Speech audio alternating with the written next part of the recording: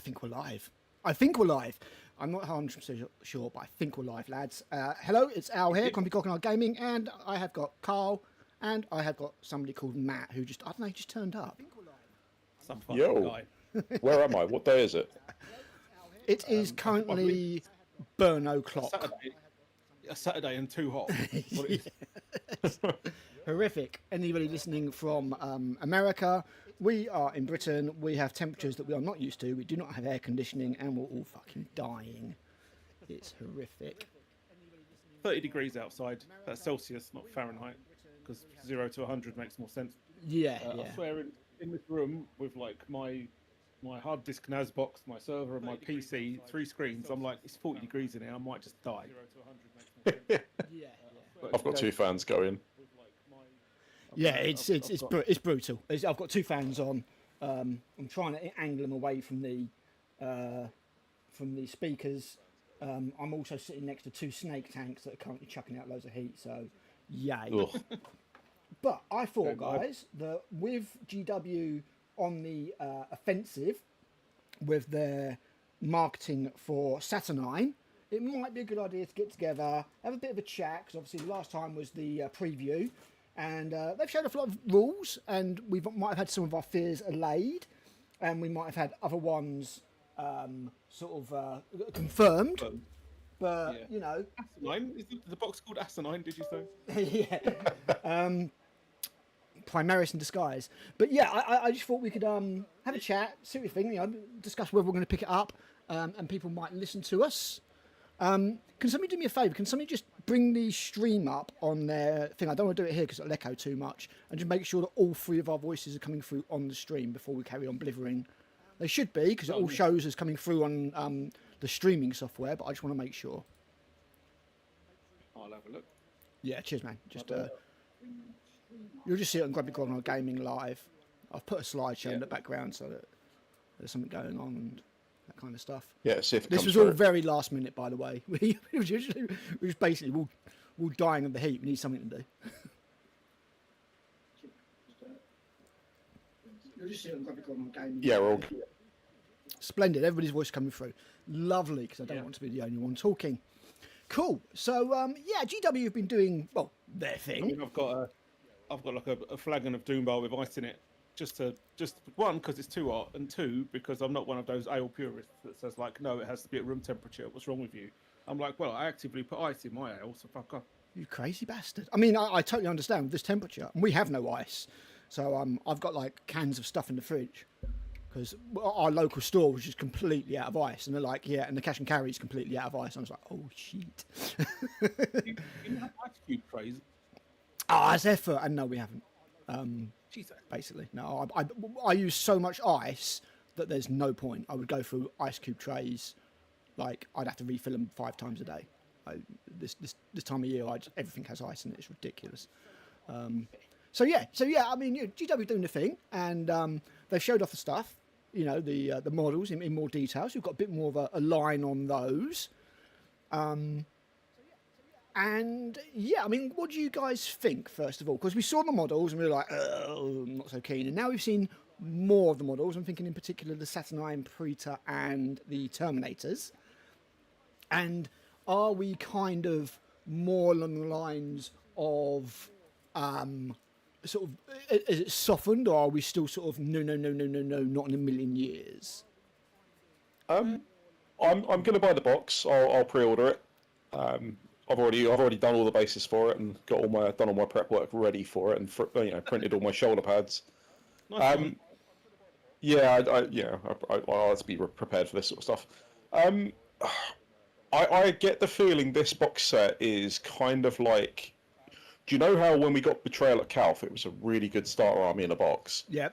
Yeah. And then we got Prospero, and it wasn't, because it had the Custodes, the Sisters of Silence, and the Legion-specific characters in it. Yes, yeah. I kind of feel like this, not to the same extent, because it's nothing specific, but like I don't want that bloody turret. No, I think the turret's a really weird choice to me. A really weird choice. I don't know why they've put an emplacement in a starter box. I don't know why this is a thing. I just don't understand. For the cost of it, I get that they want everything in the box to be a new model, but for the cost of it, I would have rather had, I don't know, Just chuck a Sakara in there or something. a Lamb Raider or a Predator or something. I would, I don't see the value in a trench gun because like you're playing White Scars. Great, thanks, thanks for this immobile or at least very very slow kind of that doesn't fit in with my army or Raven Guard or something. You know what I mean? Like my Raven Guard army, I don't want an emplacement. They're all sneaky, fast attack, lightning strike kind of covert bastards. So it's a bit of a weird choice. Yeah, I would have much preferred a vehicle to a turret. The first box, as you say, was absolutely Legion agnostic. Everybody could use it. Absolutely. I had very little complaints about that first box. The only gripe I had with the Age of Darkness box was the Contemptor Dreadnought didn't come as the full kit. It was like a stripped down version of it. Which I kind of understand because they want you to buy another one, and also the value of the box was already like bonkers on that one because you were getting full kits of Mark IV Marines, Mark VI Marines, stupid Corvus, wasn't it? So I kind of understood with the Contemptor that they couldn't squeeze everything in there, and it was so much better than the old one, the Betrayal at Calf one, that frankly I didn't care. I was just like, wow, the legs move. It looks, it's not just standing there going like the cardboard dreadnought. Given how much the Tarantula turrets are going for at the moment, I reckon that turret on its own is going to be around about 50 quid. Yep. Yeah. No, I'd agree. Which means your equivalent vehicle in cost would be something like a Land Raider. Yeah. Yeah, I mean, as I say, I would quite happily see a Sakara. And I mean, we all know what my ideal box was that I built that also had pretty much all new models. It was based around one fast attack side and one, bulwark side, so it had breaches in it and jet bikes and that kind of stuff. It is a weird box. One of my main concerns is that GW do this all the time. They go, these things are incredibly rare, and we've made them so good that absolutely everybody is going to take them. So these incredibly rare things you're going to see all over the place. Yeah, I mean, they've managed to do it with multiple things in one box. So you've got the really, really rare disintegrator weapons, the really, really rare Saturnine Dreadnought, the really, really rare Saturnine Terminators, and the incredibly rare guy that's able to lead while wearing Saturnine Praetor armor. Yeah. And they do this every time. It's the new and the shiny, and I kind of get it. They want to get people in. It seems almost like a little bit 40k baity, but when we get to the rules, they are not in the slightest 40k baity, so I'm slightly relieved of that. I don't necessarily. I would have preferred to have seen rescale Tartarus personally. Yeah, absolutely. Because you put Tartarus next to something now, because it's scale creep. We don't get power creep anymore. We get scale creep, and these Saturnines next to just normal Space Marines from this box look stupid. Next to the old Betrayal at Calf Space Marines, they're like going to come up to just the bottom of their chest, maybe. Well, I bought the original Tartarus Terminator kit from Forge World, like the one they did before Badab War, before Horus Heresy was announced. So it has the Crux Terminatus on their shoulder pads and things like that. And it was scaled to like the 5th edition Space Marines of the time. Yes, yeah. They were fine then. Black Reach ones, wasn't it? And they're even smaller, tiny little. Yeah, I think it was maybe around about the time, well, maybe just before Dark Vengeance, that sort of thing. Yeah, it was the Black Reach box. That's when you got the Dreadnought, the Space Marines. I think you got one of the stupid land speeders versus Chopper. That was a solid box. The helicopter orcs. It was so solid that they released the sides separately in places like Game as easy to build kits.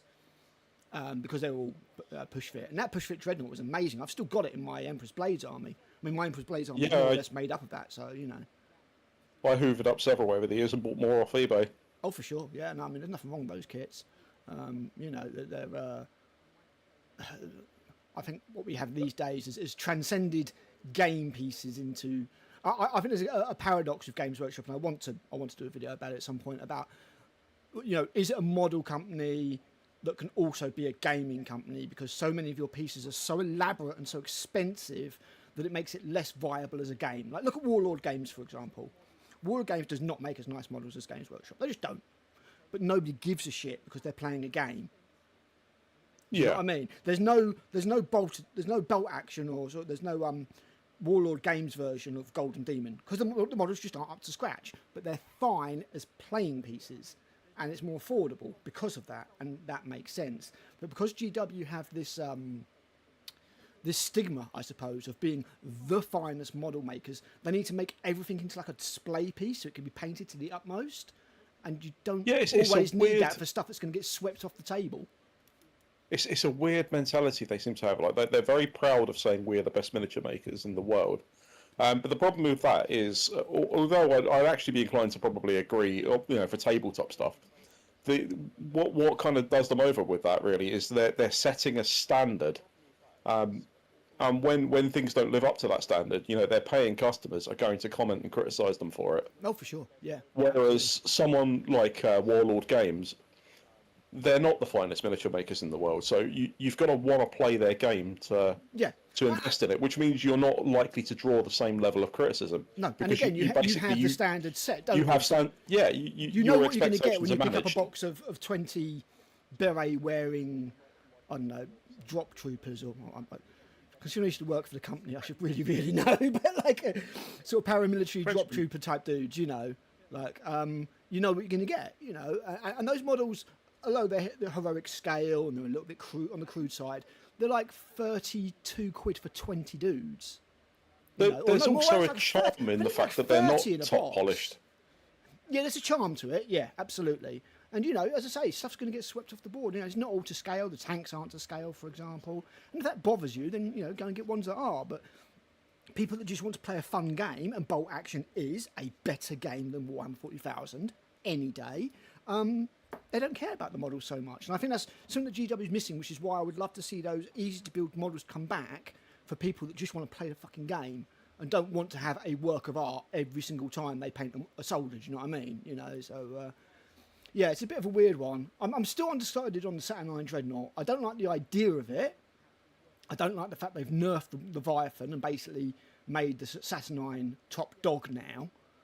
Rules-wise, I have a lot to say on that one. But the model itself, the more I look at it, the more I think I could do something with that. Yeah, I always think, especially with the Saturnine Terminators and the Dreadnought. Yeah. Games Workshop, I know they're showing the piece off, but they always put things in the most boring static pose, like when it's a multi-part kit. Yes. And I always look at that and think, how much better would that look if it was like climbing a ridge or about to swing or aiming a weapon, or rather than just standing there like it's just sort of, watching the sunset. This is why I like the fact the Praetor's got a tactical rock option and a not tactical rock option, so you can have him striding forward. And I appreciate things like that. It's not going to be a massive change of parts. I think it's just like one leg or something. But it makes the difference because, as you say, things do get a lot, quite static. And, we need to be mindful of the fact that we have plastic these days. I mean, we started with lead and then white metal. Converting that was impossible. So, you're looking at sort of modelling saws and all sort of filling and pinning and all sorts of stuff. So, from that perspective... Well, for the longest time in Horus Heresy, we only had resin. Yeah, exactly. Yeah. So it has got better, but... yeah, I'm just not sure that the Saturnine was necessarily the way to go. And then you've got, these are special Space Marines, and only a few Space Marines can use Saturnine Terminator. And I'm like, well, there seems to be a lot of them for something that's so rare. But yeah, I'm not compelled to pick up Saturnine. I'll say it. I'm just not. I'm swaying in between the two ideas, but the more time I found, I'm just like, I don't need all those disintegrators. I don't need all those tactical Marines. I've got like 100 tactical Marines already. I certainly, don't think I want 6 Saturnine Terminators. I'm not sure on the Dreadnought. I need to, so I think I may just go eBay hunting and just get the rulebook separately and a few of the bits that I liked, which is what I did out of, oh God, what was it called? Scaventide, because they were knocking bits off that dirt cheap that I actually liked. So we'll have to wait and see. There's a fair bit of hype about it, but let's get on to the rules. And before you do though, yep. Just looking at the box now, and I've been just sort of moseying through it. I suspect that they've done it the way they have because you can pit the Saturnine stuff against the non-Saturnine stuff. Yeah, They're like, oh, I have the Dreadnought, and it's like, oh, okay, well, you've got an extra fancy invuln save fucking cannon there. To try and deal with it, and then you've got like 40 Marines and a Centurion versus 6 Terminators. Yeah, you've got like the Iron Warriors being the static right. defense force against the Saturnines, but let's face it, I mean, it might happen a few times, but in general, the people that pick up the Heresy box sets are adults, and they ain't splitting that bad boy. No, I will say it's not being split. The model I like the most in that whole box is the Centurion. Yes, I think it's very nice. Very nice model. Yes, very nice model. Sound off in the chat, guys. I can see we've got a few people watching, so let us know what you think. Are you going to pick up Saturnine? As I say, I'm leaning towards not doing it, especially seeing as I think it might push the price up again a little bit. And I think there's just too much. Like, for example, Age of Darkness came out, and I put together, painted, and finished the entire box inside of like a month, 6 weeks, non-stop. Just like, I can't get enough of this. This is brilliant. You know, I've always wanted these things in plastic. Smashed it out. And I just don't feel it with Saturnine. And I'm not sure why. I think another big part of that was it was the first time we were seeing a proper refresh of Heresy, and all our new toys were coming out in plastic. Whereas this time round, it's just another edition.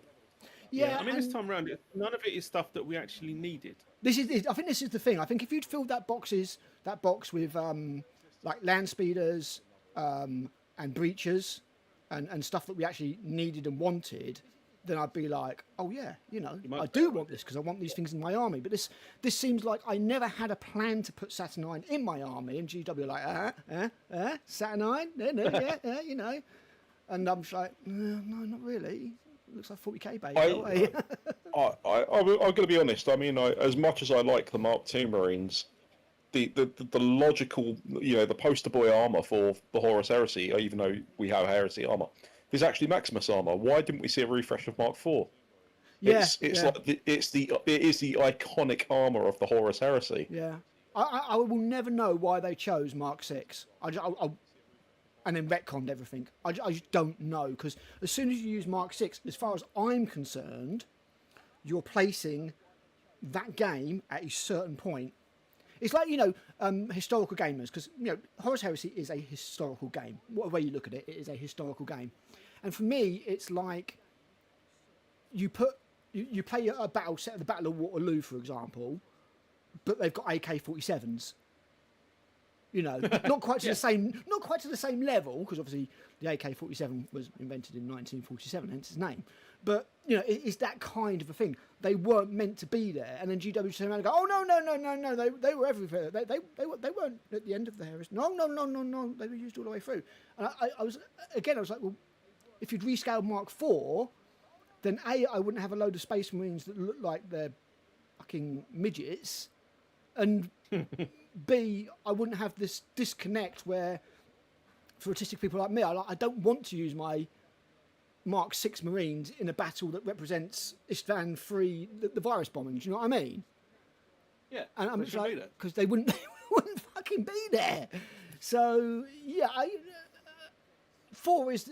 I want to see 5. I want to see 5 purely because we haven't seen it, and it'd be nice to see a Mark V, kind of this hodgepodge, kind of made up armor made of bits of everything. I think that could look really cool. So I'll never know why they started to go with Mark VI, to be honest. Well, I mean, throughout the Heresy, there are, you know, you will see 6 marks of armor, Mark II versus all the way up to the Siege of Terror, where you see Mark VII get introduced. Yeah. You know, Mark I doesn't really cut the mustard on anything other than Soul. But I don't really understand the drive towards Mark VI. I mean, I actually like Mark VI. I think it's a cool looking armor. I know, I love Corvus armor. I just think if you're going to do a Horus Heresy game, then you don't start it off with the mark that was used towards the end and say that it's just a weird way of doing things, because obviously now they're doing Istvan. That's the whole idea behind this box. It's part of the drop site massacre and everything. And you know, you've got using Mark II, and I'm like, well, that makes more sense than you doing a Siege of Terror box, and not a Siege of Terror box, sorry, what was it, the Age of Darkness box, what was it set? Did they say? It was kind of nebulous when it was set, because you had the campaign book. But it's the it's the changing of things by GW that bothers me. It's like the old Vader and Lando thing, isn't it? It's like, I've made alterations, pray I don't alter it further.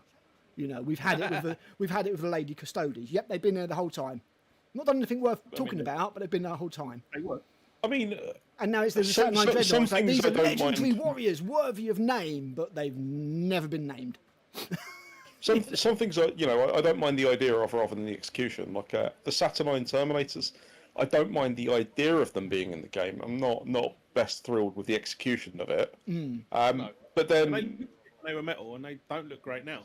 But, they are mentioned in the background in passing in a couple of sources in the heresy stuff. Yeah. But I mean, it's things like when you're re-releasing the game and you want people to buy the army, you want to fill out all the core options. You know, I as much as I like when they introduce new stuff, we didn't need a Kratos tank. We needed Breacher Marines. Yeah. We needed Assault Marines. Oh, the Kratos tank was purely because they weren't ready to do the Fellblade. Even though I think I'd Kratos seen was the just Fellblade, the new thing for that point. edition. Yeah, even though we knew the Fellblade was coming at that point, it takes time to do plastics.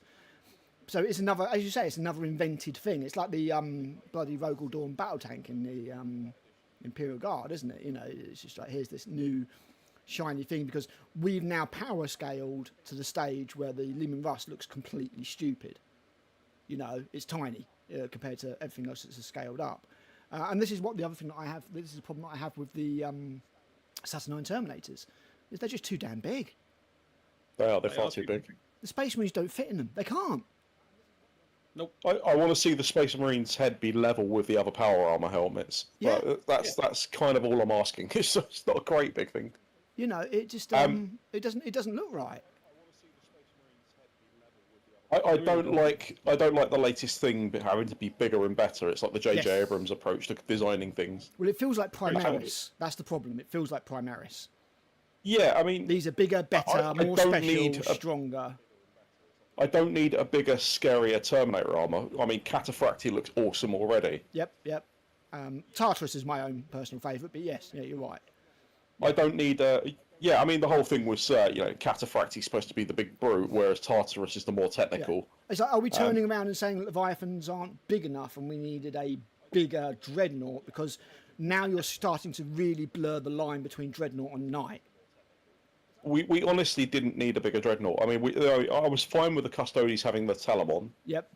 Because they're a special thing. It's like a rare production thing. Yep. But the Saturnine Dreadnought, to be honest, it kind of invalidates the Leviathan a little bit. Yep. Certainly with the rules. They've given I'm still not clear on what role the Saturnine Dreadnought is meant to fulfil that isn't fulfilled already. Well, when we're talking about roles, it's like the Saturnine Terminators. They say the Saturnine Terminators can have 2 plasma bombards, so they can sit at the back, out of sight, and fire bombards over things to hit people with barrages. That's cool, but why don't they need that armour then? Then why do they need that armour? Why do you give them like the rare? It's stupid, and it's just an example of GW. I don't know. I don't want to say, because I like specialist games. I do, and there's no two ways about it. Me and Matt have said several times, if it weren't for specialist games, probably would have given up on GW altogether. Nearly everything I like at the moment is coming out of specialist games, be it the cafe stuff, be it the Horus Heresy. Be it the awesome characterful Blood Bowl models we get. Very seldom these days does 40k release something or show something that blows my skirt up, and I'm like, oh wow. That's more likely to happen with the other games, as much as I hate to say it. 40k just seems to have gone real cartoony. So I love specialist games, and I love the fact that they're still there, and I love the fact that it's the old guys, and that they are the people that will keep the flag flying, the standard bearers, as it were, for the grognards, those of us who are old enough to remember lead models and the polystyrene trays that stuff used to come in, I've still got that Terminator box somewhere. Yeah, exactly. I've got a second edition Tyranid army that I need to get around to one day, maybe. You know what it feels like in hindsight? Like the Saturnine box feels a little bit like studio meddling of a film. Yeah. Where they've, especially if they've kind of gone, you know what, this is a new edition, we've got a new rule book, this is all really cool. And then someone like over in the 40k department or somewhere just above the whole lot went, psst, you know what would be really cool? And they're like, oh, fuck, no, Yeah. what, boss? And they're like, put that shitty old Saturnine stuff in there. You know, Matt from Grumpy Grognard Gaming donated the only one that he was given to someone at Warhammer World to paint, and he's never seen it put in any of the display cases, which is mildly irritating. So just update that just to piss him off more, and then just put it in a box and make an even bigger Dreadnought just to wind up Karl, and then scale up Mark II Marines that no one asked for just to annoy Alan. And then that'll be great. And then they've gone, look, we've heard of these guys that you're mentioning here. They seem very upstanding and loyal, so we'd rather not. And they just sort of kind of went, we pay you, we're the boss. Yeah. Also, sling a stupid gun in there. Yeah, I like that. Yeah, exactly. I think the gun might be the most egregious thing. I really do. As much as I don't like the Saturnine, I'm like, I could probably come to get on with them and just build the option that I like the look of and that kind of stuff. But the gun, I'm just like, piss off. No, I just don't want it. To be honest, it's like the stupid bunker for the Primaris. There is no reason I would ever take that over. If I can take a Doridio Dreadnought, what do I want that for? Yeah, exactly. It's just, if I could take a Sakaran, what do I want that for? It's a Sakaran that doesn't move. Yeah. It's such an odd choice. It's got an extra pair of guns on it instead. And I mean, the Sakaran autocannons in the previous edition already put out 8 shots. I'm like, what the fuck do we need? Yeah, the accelerator autocannons, they were awesome. Yeah. You know what it is? What proper makes me laugh? I'm like, they've given us a turret that nobody really expected, wanted, or asked for. And just to annoy Karl even more, it's the first thing in plastic that's got an automatic Pavance in it. Yes, and I wanted to talk about this because I was thinking about this the other night, and I was thinking about this starter set, and I was like, okay, well, this is the second starter set for the Horus Heresy, and sorry, I was bumping the frequency of the slideshow up, and it made it all flickery, so I apologise, and who's watching that who's now fucking had an epileptic seizure. What are you doing? Yeah, I was trying to make the slideshow go a bit slower, but as I was pushing up through the milliseconds, it was going flash. Fuck, I'm just going to leave it. You know what? I'll pause it if we get to something that's particularly noteworthy. I was thinking about this with the starter sets. Okay, so this is the second Horus Heresy starter set. We've had something completely different from the first one. Yes, right. What was in the second edition starter set for the Space Marines? What, the Age of Darkness box set? No. The second edition Warhammer 40,000 starter. 20 tactical Marines, a cardboard Dreadnought, 40 Gretchen, and 20 Orcs. Yep, excellent. What was in the third edition 40k starter set? Tactical Squad, Land Speeder, and 20 Dark Eldar Calibanite. Well, they were just warriors, weren't they? Yeah, they were just warriors back then, and they were horrific because the spikes were separate. Whoever thought of that was actually a Dark Eldar because he liked causing people. Yeah, they got used on Chaos Space Marines everywhere. Yeah. What was in the fourth starter box set? Is this a bit like the Bridge of Death? Battle for McCrag. This was Battle for McCrag, wasn't it? Yeah, which was notable for having that awesome crashed Aquila lander. Yep. So, what has been the common theme in all of those boxes? I don't know that. Space Marines. Yep, Tactical Marines. Yeah. Tactical Marines in particular, yeah? What was in the 5th edition box set? That was the Dark Vengeance set, wasn't it? Nope, 5th edition was Black Reach. Yeah, Salt and Black Reach, yeah. So it's just Tactical Marines, again. Snap Together Captain. 5 Snap Together Terminators, the Dreadnought, and the Tactical Squad. Yep, and a shitload of Orcs. Yeah, which no one remembers other than the Deathcopters. Yep, and what was in the 6th edition box set? That was Dark Vengeance, wasn't it? No, yes, it was, yes.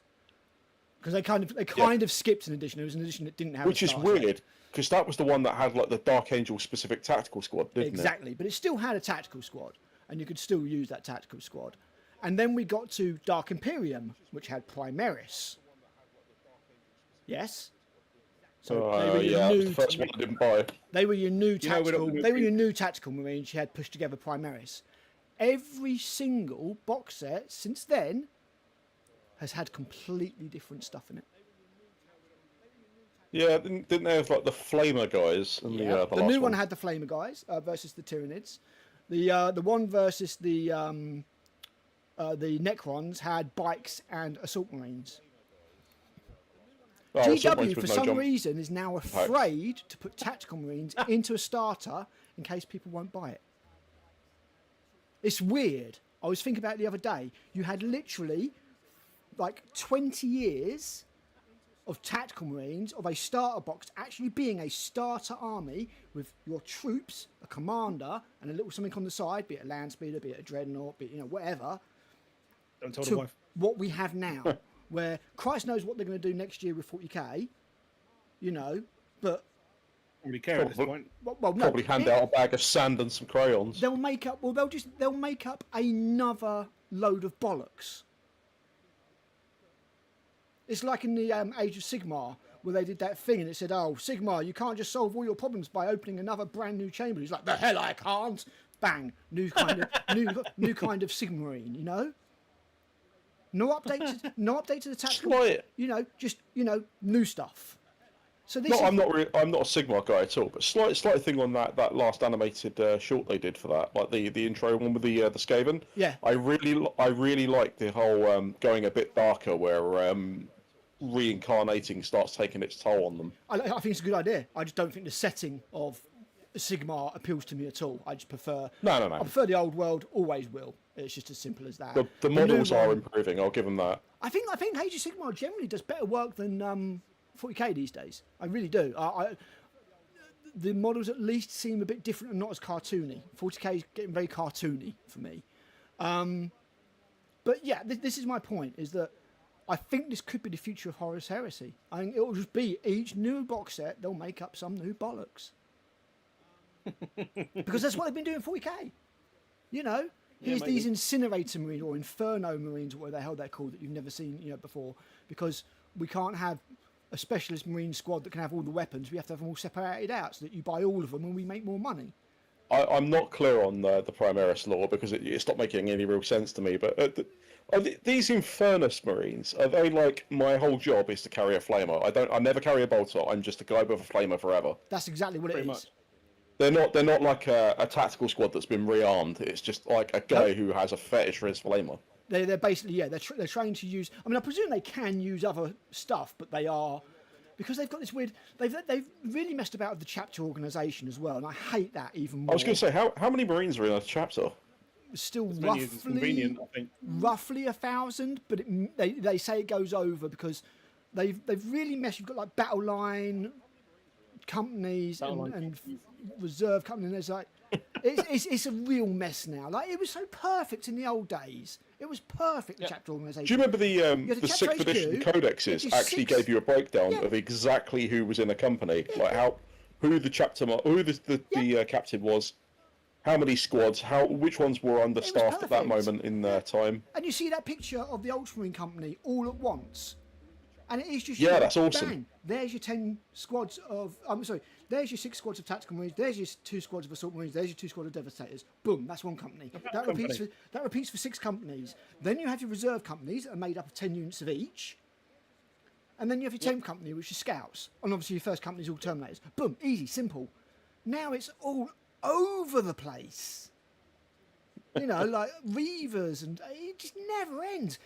Like, there are now, I did when more it came out. squads I of went through a Space serious Marines. phase of being annoyed about this stuff. Now I just kind of laugh at it. There are more squads of Space Marines than I can count on 10 fingers. Seriously, I'm not even kidding. Easily more than I can count on 10 fingers. It's just bonkers. That's why the Space Marine Codex at the moment is like 60 fucking unit sheets. Which is why the How on earth do they balance that? They can't. You can't balance it. That's what I'm saying. And they keep trying. That's the thing. They keep doing their stupid balanced data slates and breaking the game. And I love all what do you these. They've got expect like when you 10 got- different units that all carry different types of weapon. Yeah. It's almost like what they need is some sort of combined arms squad, Imagine some if there sort was of a tactically flexible squad. tactical, and they'd be able to tactically adapt to situations using different tactics and being tactical. You could call them a tactical squad. Crazy idea. Yeah, I mean- Crazy idea. I know. I'm not I sure heard that some the guy wrote a semi- book about it. Competitive people would appreciate that. How dare you add weird flexibility into my force? No, I want it to be dedicated to do specific jobs.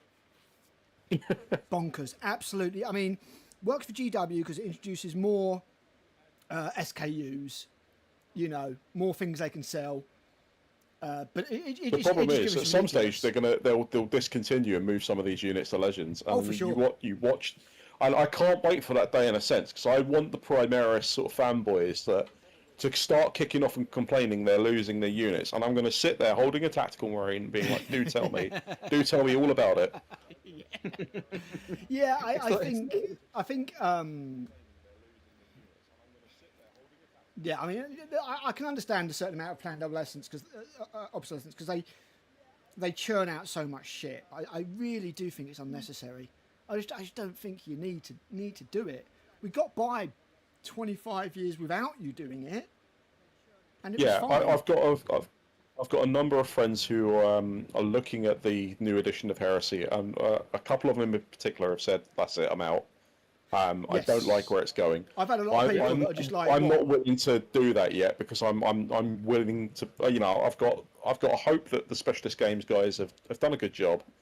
What we're looking at is out of context at the moment, and I want to play the game and see it for what it is. Yes, I want to see the models better. I want to see I want to see everything properly. I dare say that my local GW in Nottingham, I might brave Warhammer World, but left being on a weekday, I can't stand that place on weekends. It's just heaving. We'll have some preview sets in the cabinet and everything that I can have a really good look at, and it always looks better than the photos, you know, so that's fine. I'm fine with that. But there's been people who've been like, what, I have to buy all my rules again after only 3 years? And I'm like, welcome to being a core game. I saw a picture on one of the Crusade and Heresy groups on Facebook of some guy who he has all the black books from first edition, all the rule books. Then he has the 1.5 rule book and the army list book from that. Then he has the second edition set, which has the Liber Astartes, Liber Mechanicum, Liber Traitoris. Yep. He's got the rule book. He's got Battle of Beta Garmon. He's got like the Siege of Cathonia, all that sort of stuff. And there's stacks and stacks. We're talking, you know, about $1,000's worth of books. Yep. And he's like, right, cool, back to the drawing board. Yep. Unfortunately, that is what happens when a game becomes popular with GW. They will milk it to death. I'd rather see a 5-year cycle with a half-life update. So basically, halfway through, they go, here's 0.5. This is what the new version is probably going to look like. Start playing it now and let us know if any problems, kind of thing. But GW won't do that because it doesn't make money. I don't even mind a new edition, so long as the new edition is backwards compatible with the books. They just don't do that anymore. They just don't do that anymore. They don't do it. I don't know how much money I don't know how much money they make off books. I presume it's quite a lot. I stopped buying them. I don't buy codexes anymore. You could arguably pick up a 7th edition Warhammer 40,000 rulebook and a 3rd edition codex and theoretically play the game. Yep, more or less. I mean, there were some armies that, you know, until... I mean, Necrons spring to mind. They didn't have a codex from, like, 2002. Well, they didn't see a refresh from 2002, was it? All the way up to 2011. Yeah. Dark Eldar went through way more than 5 years without getting an upgrade. My Blood Angels got a 2nd edition, well, a 3rd edition codex, and then didn't see another one until 5th. Yeah. I had a PDF. Tau were the same. With units that stopped existing, like veteran assault squads with bolters. Yeah. And you know, I'm not saying we want to go back to those days necessarily, but I do feel like the churn is too much, and I would hope that that's not going to happen to Horus Heresy.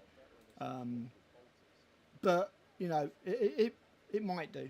We have to accept that. You know, GW have now got Horus Heresy in their radar. They're now saying like, okay, this is making a lot of money for us. You know, so therefore we're going to have this under our attention, and it's no longer going to be allowed to be the gentle, veteran, grognard, happy game that they want it to. You know, that we'll want it to be. It's going to be the foremost of their attentions, and it's just going to get a little bit corporatized. But I did feel that the rules do show promise. It's not been. Let's put it this way. It's not been Age of Sigmar. They've added characteristics. I love the new stats. So they put in the characteristics from Rogue Trader. I think we're going to have to see the Saturnine box as a separate thing to the rules themselves. I can't imagine everyone and their dog is going to have Saturnine Terminators and a Dreadnought after a little while, or even the turret. What's going to be important is the rulebook, ultimately. Yeah. But I mean, obviously they've made the rules on the new stuff so good that everybody will want to take it, unfortunately. But, yeah. Well, I mean, I don't think Horus Heresy is that sort of game, to be honest. I would hope a lot of the people that play it, if you're coming up against someone in Horus Heresy who's like min-maxing to win, you're probably not going to play them that often, because the kind of people that are attracted to Heresy don't really seem to be the meta chasers. And the meta chasers that do show up don't seem to last very long. They end up going back to things like 40k. Yeah, I guess that's because they haven't got the tournament exposure that 40k has.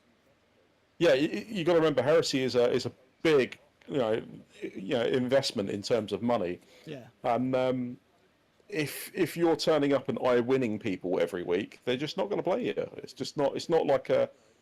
I mean, I don't think a huge amount of Heresy players actually are interested in tournaments.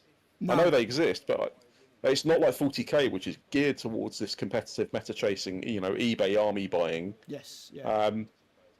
Heresy just simply isn't that. So I have come across people that want to min-max their army, but they just seem to burn out of Heresy. It's too much of an investment for not enough of what they want. Certainly in the minority as opposed to 40k. Yeah, and I think the rules reflect that. This isn't a 40k set, and obviously we don't know what 40k 11 is going to look like, but this isn't a 40k set, sweep loads of models off of a board. They've put time into, we don't know how it plays yet, but they've put time into, adding tactical options, and hopefully they won't get carried away with these things like they did with reactions, which I think were a little bit OTT. We can all agree by the end. Yeah, there was too many conditions that allowed them to either be used or manipulated, I think. Yeah, just like our command points. The problem I had with most reactions is that too many of them were kind of like, oh, you can use this as if stationary, and it allowed some absolute bullshit to happen with stuff like Fury of the Legion and things like that. You'd get dudes moving and then just like, 30 bolter shots, and it's like, hold on a fucking minute. The whole point in doing that is so that you get a bonus for not moving, and now you're just fucking around with me in my own turn.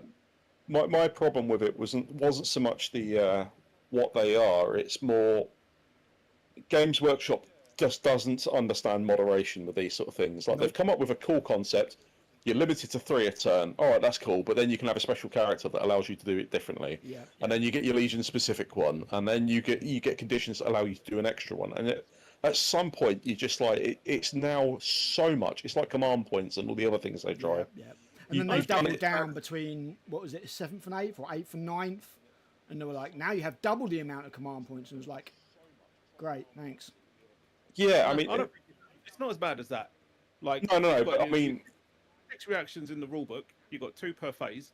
You can only do 1. If you, depending on what kind of warlord you bring or character, it allows you to do 1 extra reaction in a specific phase, depending on which character it is.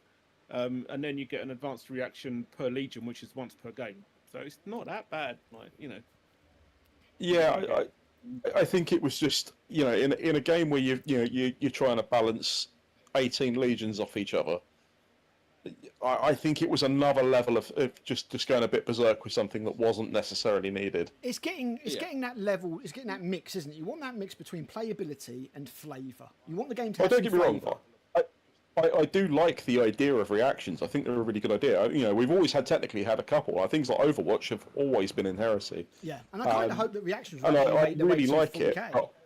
In moderation. I want to see a more restrained use of these sort of mechanics when they bring them in. Less gotchas.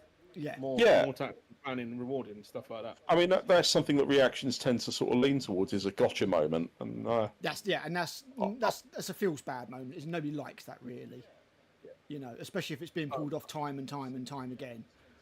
I have several melee heavy Heresy armies. I know the moment I'm about to charge, I'm going to be put through the ring. I'm going to be punished for my army actually doing what it's supposed to do. Yeah. To be fair, most of them are Night Lords. They should be. well, yeah. Well, Black Shields tend to get shredded before they charge as well.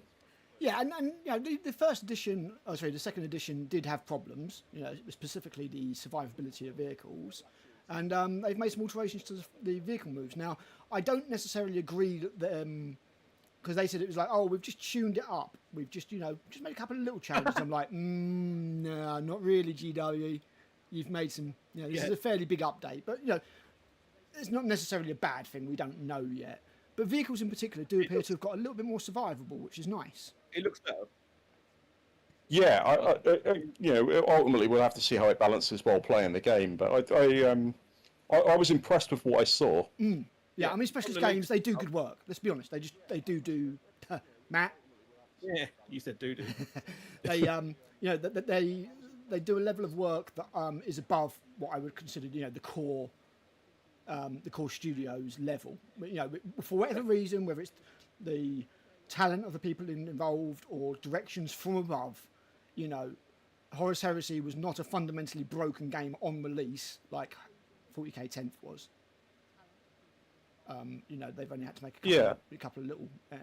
I mean, I've seen people complaining how one of the big changes is glancing does not doesn't generate a loss of a hull point now. But I like that. And I'm like, people are saying, oh, it's going to make vehicles ridiculous. I'm like, this is in a setting where you can have 10-man las cannon squads. Yeah, they've still only got.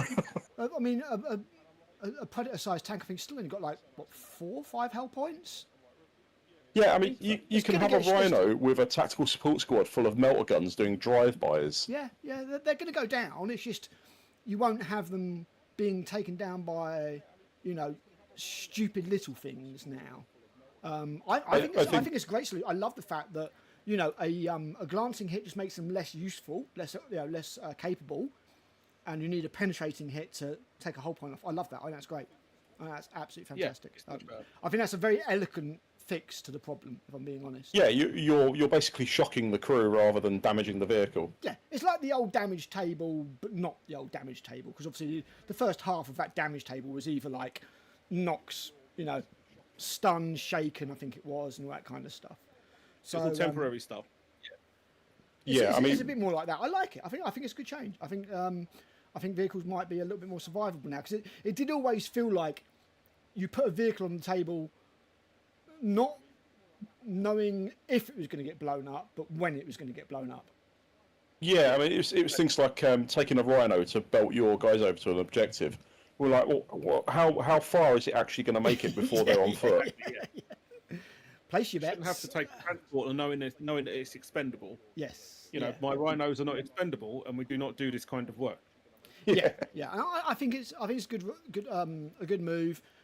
Is it something? Obviously, we are talking about a completely different rule set, but when it comes to the stupidness that we have with 40k with tanks, I think 28 wounds, whatever the hell it is.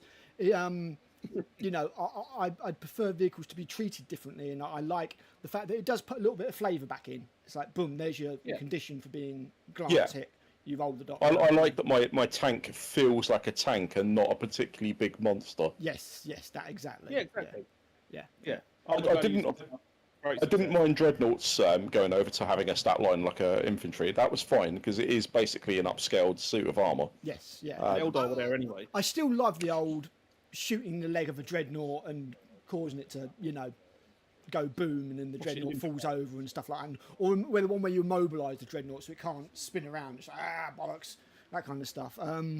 But I understand at the same time that changes do need to be made in the name of expediency, and you don't want games to take 6 hours. The flow of the turn, yeah, exactly.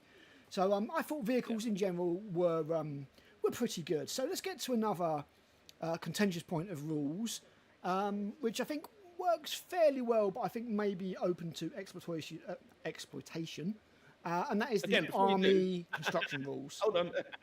What? I'm getting quite good at doing this now. Before you do, actually. Just one last thing. I've been having a gander, like at the vehicle stuff. Yeah. Basically, vehicle damage table, like they've got a 30% chance of being like stunned, pinned, or suppressed. Most vehicles won't give a shit about being pinned because it means that they can't charge. Like suppressed is the one that makes them fire snapshots. Yep. And then stunned just means that they can't do any reactions. Yeah. So overall, only one of those is really going to impact what you brought a vehicle to do most of the time, which is moving and shooting. Yeah, it's just like it's an inconvenience, and it's the way that you think it. And they also, while we're there, I love the fact that bolters can't hurt tanks. Nope. And las guns can't hurt tanks, because that's the way it should be. Exactly, I don't care how many las guns you fire at a Titan; it should not die. I don't care if it's 20,000 las guns; it shouldn't kill a tank. So it shouldn't kill a Titan, you know. I mean, I had an old game of 40k, which was my Tau versus Bailey's Guard. And he had a Lehman Russ trundling up the battlefield at me, and I had a broadside, and this was just after they'd kind of got a new codex and they'd been nerfed down from rail guns to like a heavy rail rifle, which was strength 8. And I think a Russ is like AV-14 on the front. And I was just pinging shots off the front of that bastard just every single turn, and it was definitely thematic and mildly terrifying, but then you pay the points and you bring what you bring. So and you get around the back it's worth pointing all of a sudden. So that's the way to do it, isn't it?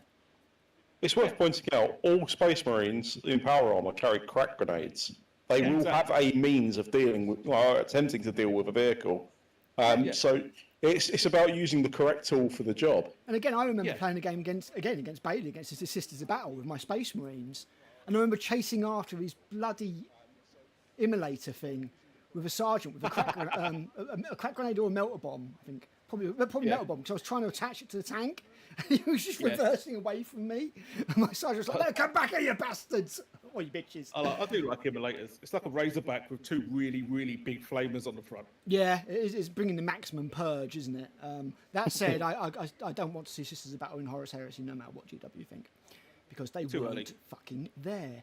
So yeah, I mean, I think the vehicle rules are pretty good. What do you guys think about the army construction rules, where taking certain things unlocks certain things? It seems a little bit open to. This is the bit that absolutely lost me with the new rule set. I really don't like what I'm seeing with this. I thought we had a good system. I love the Force Organisation chart, and I absolutely love Rights of War. I was a really big fan of the whole system. I don't understand what GW's got against the Force Organisation chart, if I'm being honest. Because that's two games they've killed it from now. It was a simple to understand system. Every unit in your army fits into a category. The Force Organisation chart. Yeah, well, I mean, workshop. Every unit in your army fits into a category, and the Force Organisation chart that you take dictates what you can take. Yeah. It's not a complicated system. It really isn't. This new one, I must admit, I still haven't got my head around it. I was looking at it like, so how many HQ choices do I need to actually, play a standard army? Yes, yeah. Well, I really like it because you don't like it, so that's the reason for me to thoroughly enjoy it. I've been positive about the rest of it, to be honest, but this bit I wasn't keen on. Yeah, this again is hopefully the only bit of rules which is roughly equivalent to the Saturnine box itself. Like, this seems to be a lot of stuff that we didn't ask for. Yeah, and this is why they put Centurion in the box as well. Yeah, I mean, it seems because of what the Centurion unlocks within your army organization. It's not too bad. Like if you want to bring define a standard army like what you brought before. So HQ, the normal Force Organisation chart that we've had for forever. So a couple of elite choices, a HQ, 6 troops. How do I take that? I only want one HQ choice. I wish you the best of luck with that. Exactly. Like all I need is a Praetor, and then I've got a bunch of troops he leads. That's it. I think. I mean, if you bring in Centurion, you get the choice of like 2 more auxiliary detachments, and that's where you're going to get your heavy hitters and stuff like that. But if you want to bring along a lot of dreadnoughts, you're pretty buggered, because it's basically going to be a Centurion and dreadnought army with like a smattering of troops and rhinos. Yeah. But, I mean, I don't know. They've definitely pushed it so that people buy more HQs, yes. which is a bit of a pisser. Because I'd say, for me, easily a Centurion was the least favourite HQ of mine. I'm like, I don't want to bring one when I can bring along something that's a bit more fancy and or unique to my Legion. Now you're going to feel compelled to bring a Centurion to unlock the slots. Yeah. 9 times out of 10, most people just took a Praetor. Yeah, exactly. So, I mean, a Praetor is a sneaky choice because it lets you take one of the three, like big detachments, like an actual Warlord detachment, a Lord of War, or an Allied detachment. Yeah, and more importantly, it gives you access to Rights of War. Yeah, exactly. Which makes things just a bit more straightforward. But, yeah. I mean, it might just take some getting used to, but there was nothing wrong with the Force Organisation chart, so I don't understand why they got rid of it. My problem with it really is I don't want to feel like it's a second edition Days of Hero Hammer where I have to take 1 million characters to go with my troops. Yes. I want massed infantry with a guy that leads them. Yes. Yeah, I mean, when you look at what and as I said, you can't play the Horus Heresy properly in the Horus Heresy. To do that, you need to play Legions Imperialis because, the most you're going to be able to play in Horus Heresy is a large skirmish. Yeah, it just is. These battles took place with thousands of troops at a time. Yeah, thousands. They say that it's designed around 3,000. 3,000 points. Yeah, and the most you're going to get with that is like what, 100 dudes aside, more or less. Yeah. Tops. So you're playing a large skirmish at best. Whereas obviously in Legions Imperialis you are using hundreds and hundreds of troops because it's 5 per base and you've got loads of bases. With that in mind, like Karl says, I mean, I like the fact that you can't take a Primarch in a 2,000 point battle. No. You're not. I've always thought they should be like your big all-day game thing. Yeah, you're not going to have Corvus Corax leading 20 dudes in a tank. You're not going to have that because you used to have that in the olden. I mean, even in 40k, you'd always, like when it was Bubble Hammer, which would have been the 8th edition when Guilliman first came out, you always had Guilliman in an army, no matter how small it was, leading like 20 dudes and some Terminators, and they all sat in the bubble and they all got the rerolls to hit, whatever the hell he gave them, and it was just boring as bollocks. You'd have an executioner, or 3 executioners surrounding Ferrerios or whatever his name was in a completely implausible triangular castle, and it was bollocks. So I'm glad that we haven't got that, but like you say, Matt, it does feel like a sneaky way to sell some more characters. Oddly enough, I don't use named characters in Heresy. I've got them all. I've got Sevatar. I've got the Knight. I've got Conrad Kurz, and I've got Horus and all that sort of stuff. I like them. I collect them because I like painting them. But when I play a game of Horus Heresy, I want it to be my company and my Praetor. Yeah. So I have nothing against people using characters or anything, but it's I always like the they weren't the interesting thing to me about the Heresy. I like the plain utilitarian look of the Heresy. Like this picture has come up just here quickly with the Mark 6 Marine and the studs. That's it. There's no other ornamentation on him. He's plain. He doesn't have any bling because he's a bod. He's meant to die horribly. Well, his armour's not several thousand years old and encrusted with history. He's been rolled off an assembly line to do a job. When you've got 250,000 Marines or whatever, the Ultramarines bloody thing was, not every single one is going to be encrusted with bling, which seems to be the way that GW goes. If you want to add some honour markings and stuff, you can do, but a lot of models these days, there's so few plates that you can't.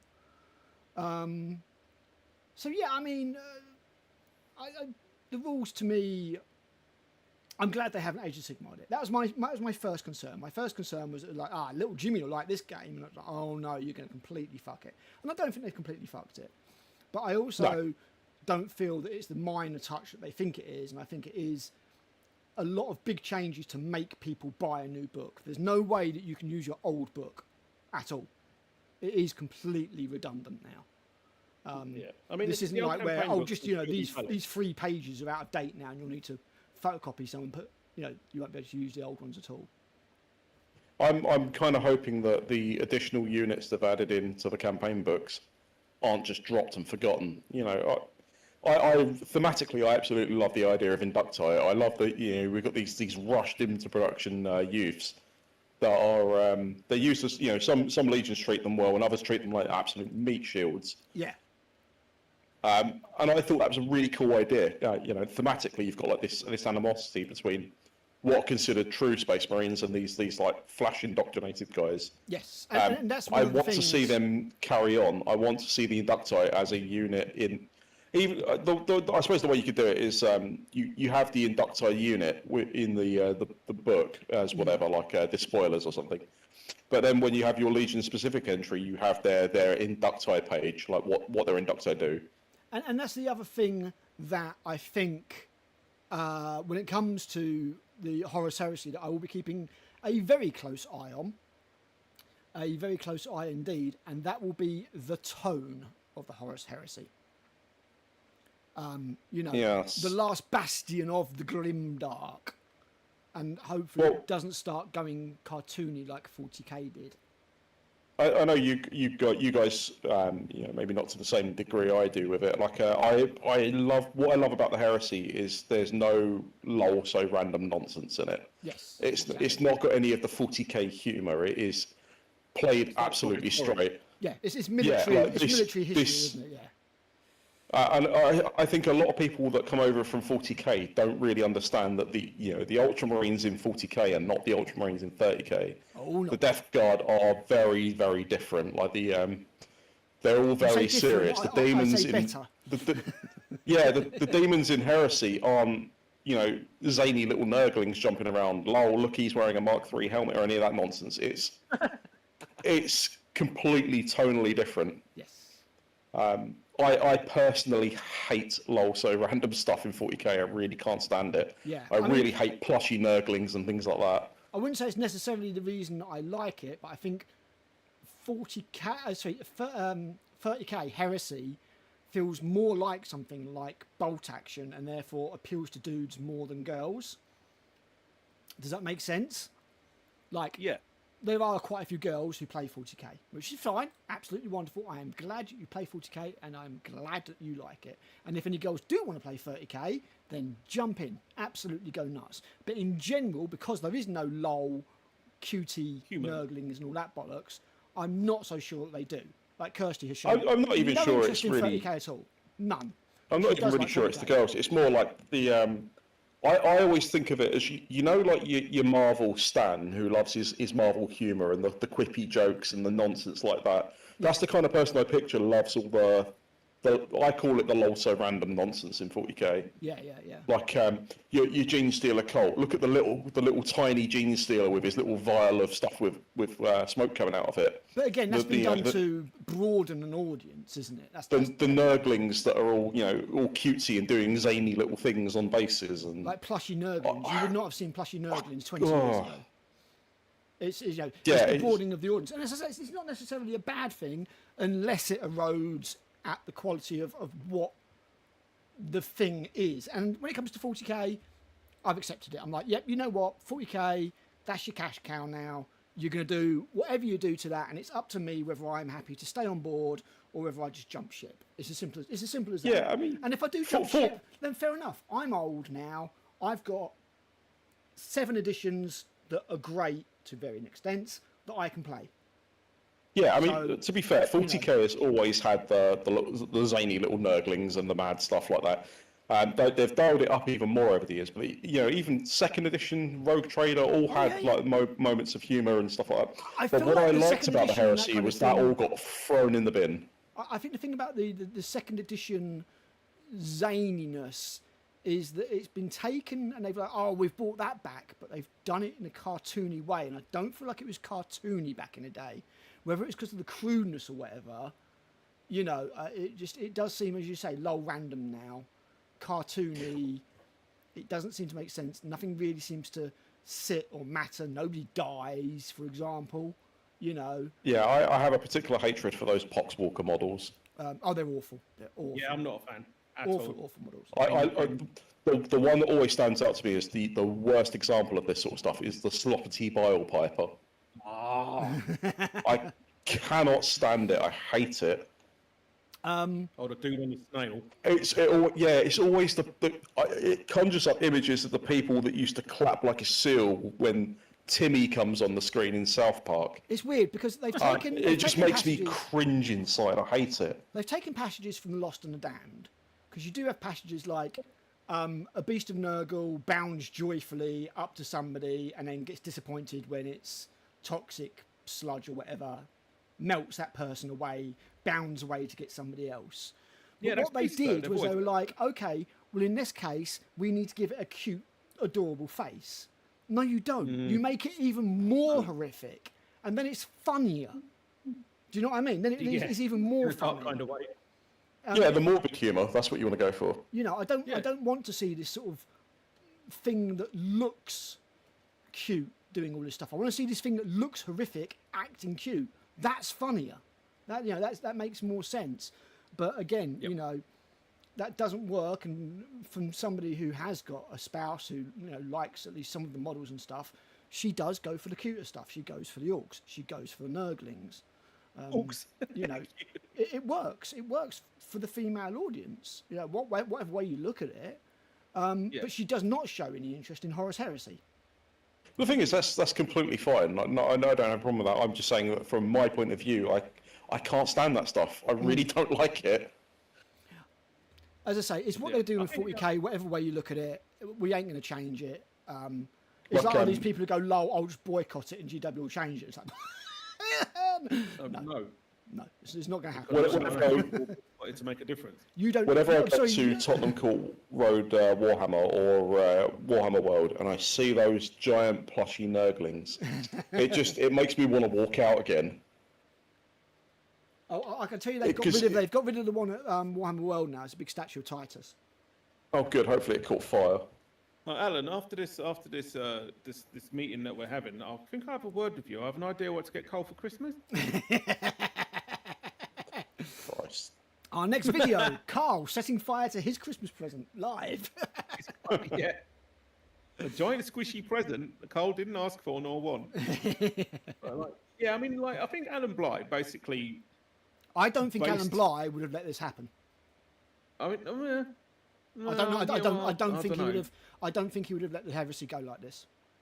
I don't know how much control over the heresy he actually had apart from narratively, because if my knowledge is right, he basically did like the Badab War Imperial Armor books first. Yeah. They were essentially the test run. Yeah, and they're like, these are great. Do some more. Using historical warfare campaign books as the template for him. Yes. And he kind of carried that forward into like 30k, and he did a fucking great job. And I think that tone is still there so far. One of the good things about the second edition campaign books that they did is that most of the units that you get in them, like Inducti and a few new units for like Solar Auxiliary aside, are characters, like named characters. Yeah. So those books are still well compatible with the new edition because it's mostly campaign stuff and all set up and playing games and things like that. And I don't think they'd have changed like the format of victory conditions and things like that too much. You see, if they're going to make stuff up, that's what I'd rather they made up. I'd rather they said, right, here's a battle that you hadn't heard about between these two legions. Yeah. Because all the legions kind of more or less fought each other at some point over the course of the heresy. More or less.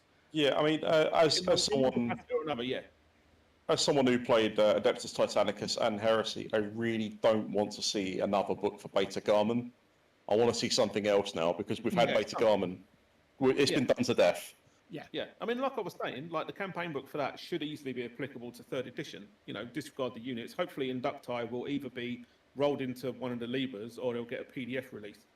And then, they'll still be equally valid because most games at 30k aren't done in like a tournament setting, so any legend stuff is still perfectly fine to slap on the table as long as they price them correctly with points, for fuck's sake. Yeah, and then we've not really seen anything of the rule books themselves yet. We've seen obviously leaked pages and things, but we don't know what tone the lore is going to have. Maybe it's a copy and paste, who knows? Could be. Yeah, I can't see it changing that much because it's still specialist games and they know their target audience. So I think they've made a big enough gamble changing like the Force Orc to what it is now. But interestingly, we haven't seen any leaks based off of that specifically. Like I've got a couple of pages from the main rulebook which gives an overview of the new Force Orc, but it doesn't have any Marine specific stuff in it because that's in the Libras instead and we've not seen them. Yes. Yeah. also, it could be, you know, it might be that in due course they'll say like, you know, here's an updated version of this new Force Org that we've done. I'd be very surprised if there wasn't Legion specific. Yeah. Force Org, whatever we're calling it these days, where it is a case of like, here's a Raven Guard character. If you take him, he unlocks 3 extra recon slots or something like that. It made me think of a lot of the Legions Imperialis stuff, you know, with the how you build your detachments and that sort of thing. Yeah, it's quite similar to that. And again, hopefully they don't get too carried away with it. But you know, I'm wondering if a lot of the dislike of it is, you know, and this I'm including myself massively in this, is because it's new and I don't quite understand it yet, and I like the very established system we had. Well, I think there's a certain element through of that. familiarity, I might actually start liking it. And there are a lot of people who are like, 3 years, that's all I get, you know, because not everybody gets to play 2 games a week or whatever. Some people have only played 10 games of Heresy, and you're like, well, shit. Yeah, you know? I mean, we used to get quite a few in before COVID fucked everything up. But, you know, it's been very enjoyable what we did, and there's been no nonsense, really. You know, there's no, like, bullshit that's cropped up. Yeah, no, there's no balanced data slate every 3 months that invalidates everything. There's no, you know, there's no power creep. It's not a case of, oh, here's this month's Legion and they're better than all the others. Go and buy one on eBay immediately, kind of thing. You know, it's been left to do its own thing. I think unit-wise as well, it's been pretty much all right. I mean, Leviathans in our group have stood out as an issue that is quite difficult to tackle. When someone puts one down on the table, everyone's like, oh, for fuck's sake. And it just tends to troll across everything. So a part of me is kind of like, yay, down to a 5+ invuln. Fuck you, fat boy. You know, says me.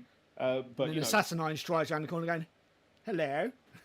Yes, I think the real problem is I heavily suspect they've toned down Dreadnoughts to prop up the new one. Yeah, for sure. Yeah, maybe.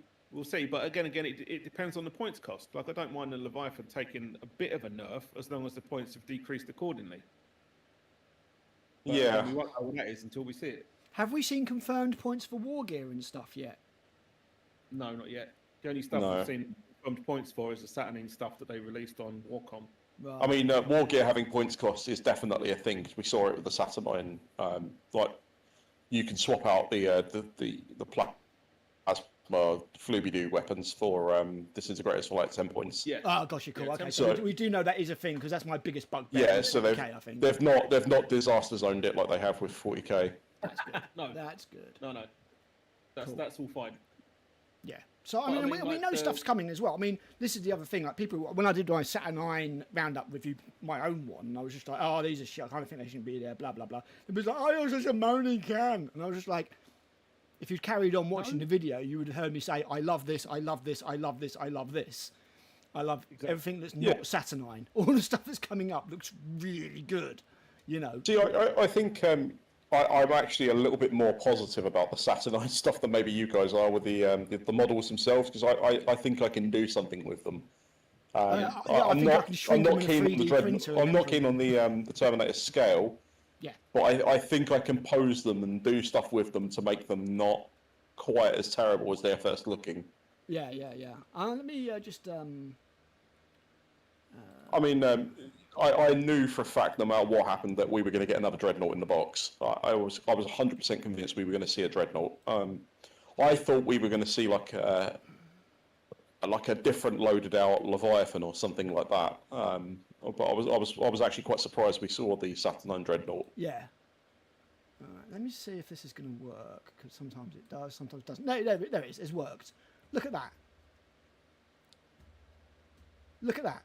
That's ridiculous. Now bear in mind that that is the new Mark II. What the hell are your Betrayal at Calf models going to look like next to that Terminator?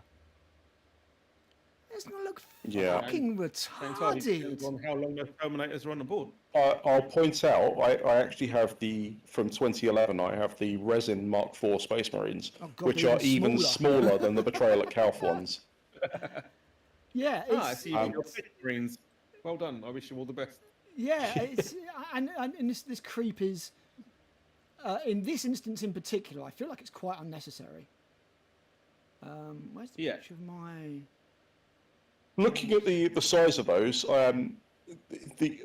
your original Mark IV Marines are going to come up to, like, the top of the backpack is going to come up to roughly the bottom of the Aquila on that Saturnine Terminator. Exactly. Yeah, exactly. It's going to look absolutely. Given the Marines are supposed to be the same size. I think that the Saturnine Terminators are about a third too big. Yes, I would go with that. Yeah, I'd say about a third too big. I think that basically, more or less where the bottom of the head is, should be the top of the armour. Yeah, I wonder if there was a scaling problem, because they're on 50mm bases, and I wonder if you scaled them down by a third, they'd probably roughly fit on a 40mm base. Yeah, and then this is where you look at things like 3D printing, and you're like, well, 3D printing, I can have a mini bloody size I want, you know. I think either the marketing's not great, or they should have gone more into what the deal is with the Space Marine inside. Yeah, they've come up with some bullshit about how you have to be a super special guy to pilot this stuff, which is what they use on every Dreadnought and everything they ever release. Yeah, exactly. But I'd like the idea that, you know, maybe this guy he was wounded on the battlefield, not enough to be interred in a Dreadnought, but not enough to be sort of saved. Yeah. So they've had to hardwire him into this exosuit. Yeah, like a grievous injury, but not like missing all his limbs type thing, you know. I mean, presumably he's going to have to lose some limbs to operate that suit. I don't know. It just seems like, you know, GW, as I say, we've gone around in a little bit of a circle now, but GW have just gone, no, bigger, better, stronger, badder, more unit profile, and I'm just like, could you not? I mean, the Saturnine Dreadnought in and of itself, I don't think is a bad-looking model. I think it looks nice. No, I think it looks nice. I just think it's completely unnecessary. And it doesn't look particularly Horus Heresy. It looks a little bit too sleek. I like that it's 40k stuff. They seem to be going down this route where they want all the Dreadnoughts and the Marines and all that to have very skinny legs rather than the bell bottoms. Yeah. And I like that this thing, it does have like Leviathan style it's got Leviathan, chunky you can legs. see the Leviathan DNA in it, can't you? Definitely. Because with the Redemptor, I always think it looks like a ballet dancer, whereas this thing looks like it's going to barrel through a wall. Yeah, I mean, I think it's one of those models that definitely grow on me. I think it's just the size. I think it's just the shock. You know when they up the size the first time round, and you looked at those new, like when you picked up a Primaris for the first time, you're like, this is huge. Once you see these things get imposed and done by, I don't know, something like maybe Siege Studios get hold of one, and you see what they can do with it, and you know, I think opinions will shift on them. Yeah, well, we've kind of seen the back of it through Warhammer Community, and yeah, I mean, don't get me wrong, it's by no means a disaster. I'm not saying, oh, I hate it, it's horrible. I don't even hate the Saturnine. I think by the time you get rid of the two stupid bombards and you put a fist on it, I think it's a half decent model, if a bit too large. Proportionally, it looks a lot better with the with a melee weapon and a ranged weapon. And the only thing that I don't like in the entire box set, like the only thing I'd be like, no, take that out. I hate it, is the turret. I don't even hate the turret. I'm fine with it existing. I just don't want to feel like I have to mandatory purchase one when I buy the box set. Yeah. No. Maybe it's because they know that they wouldn't sell many. If they released it and like every Iron Warrior player in the game bought one or Imperial Fistbomb, I'd be totally fine with it. Like I don't have a problem with them existing. Yes, yeah. Maybe it's the buying a box set for the new edition. What the fuck am I going to do with it? Yeah. As I say, maybe it's the psychophage of the new edition. They put it in the box because they need some newness that nobody's ever going to take because it sucks. I mean, I will probably field everything in that new box in some capacity, with the exception of that turret. The turret, yeah. And I do wonder how many we're going to see on eBay. Yeah. Well, I'll be keeping an eye on eBay anyway because, as I say, as much as I probably don't want 6, I reckon I could pick up 3 Terminators and maybe magnetise all the options. Yeah, there'll be people splitting down the boxes for sure. You know, I reckon you might be able to magnetise it at the elbow section here, because you see like the elbow just disappears into this gun. Yeah. I'm wondering if you maybe just chuck a 2B1, I think you said in there. They said that about the Dreadnought, didn't they? You'd be able to clip the weapons on, or you could potentially magnetise them. Yes. Well, I will 100% magnetise it. Yeah, I mean... I think we're going to see melee options for that thing as well. Well, they were talking about Saturnine hammers a lot, weren't they? So it makes sense. I don't think we will. I mean, they've already previewed like the alternative weapons for it, and they're both ranged. True. And basic profile for it doesn't look great. I think it only has like 2 attacks base. It's not designed around melee at all by the looks of it. I mean, true, but I've never seen them release a Dreadnought they haven't released a melee weapon for, with the exception of the radio. The Dreadnought, they've confirmed that there is weapons options coming, but I think they were both ranged. Proportionally, it looks like you could put a melee weapon on it. Yeah, maybe. But I mean, looking at the stats, it's like initiative 3 and 2 attacks. Whereas looking at a Leviathan, which is true, but with the new stat line, you can actually add attacks on, can't you? With weapons, like weapons give you the ability to add more attacks. Yeah, they do, but how many? I mean, looking at the points difference between the two, like the Leviathan going by 2nd edition points is 70 points cheaper, and that comes at initiative 4 and 5 attacks base. Yeah. Whereas this is like 70 points more, like initiative 3 and 2 attacks. I'm kind of like, like you could maybe stick a fist or a hammer on it, but it's not gonna make it, a killing machine. If you've got something that heavy with ranged weapons available, you don't want it in melee.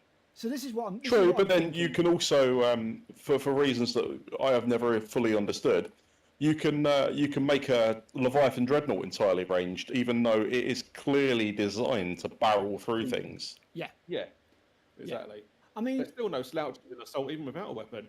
This is kind of... I mean, neither's the radio, to be honest. They're still strength 6. Yeah.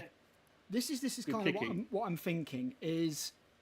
I'm looking at this army. So this is my Ultramarine army.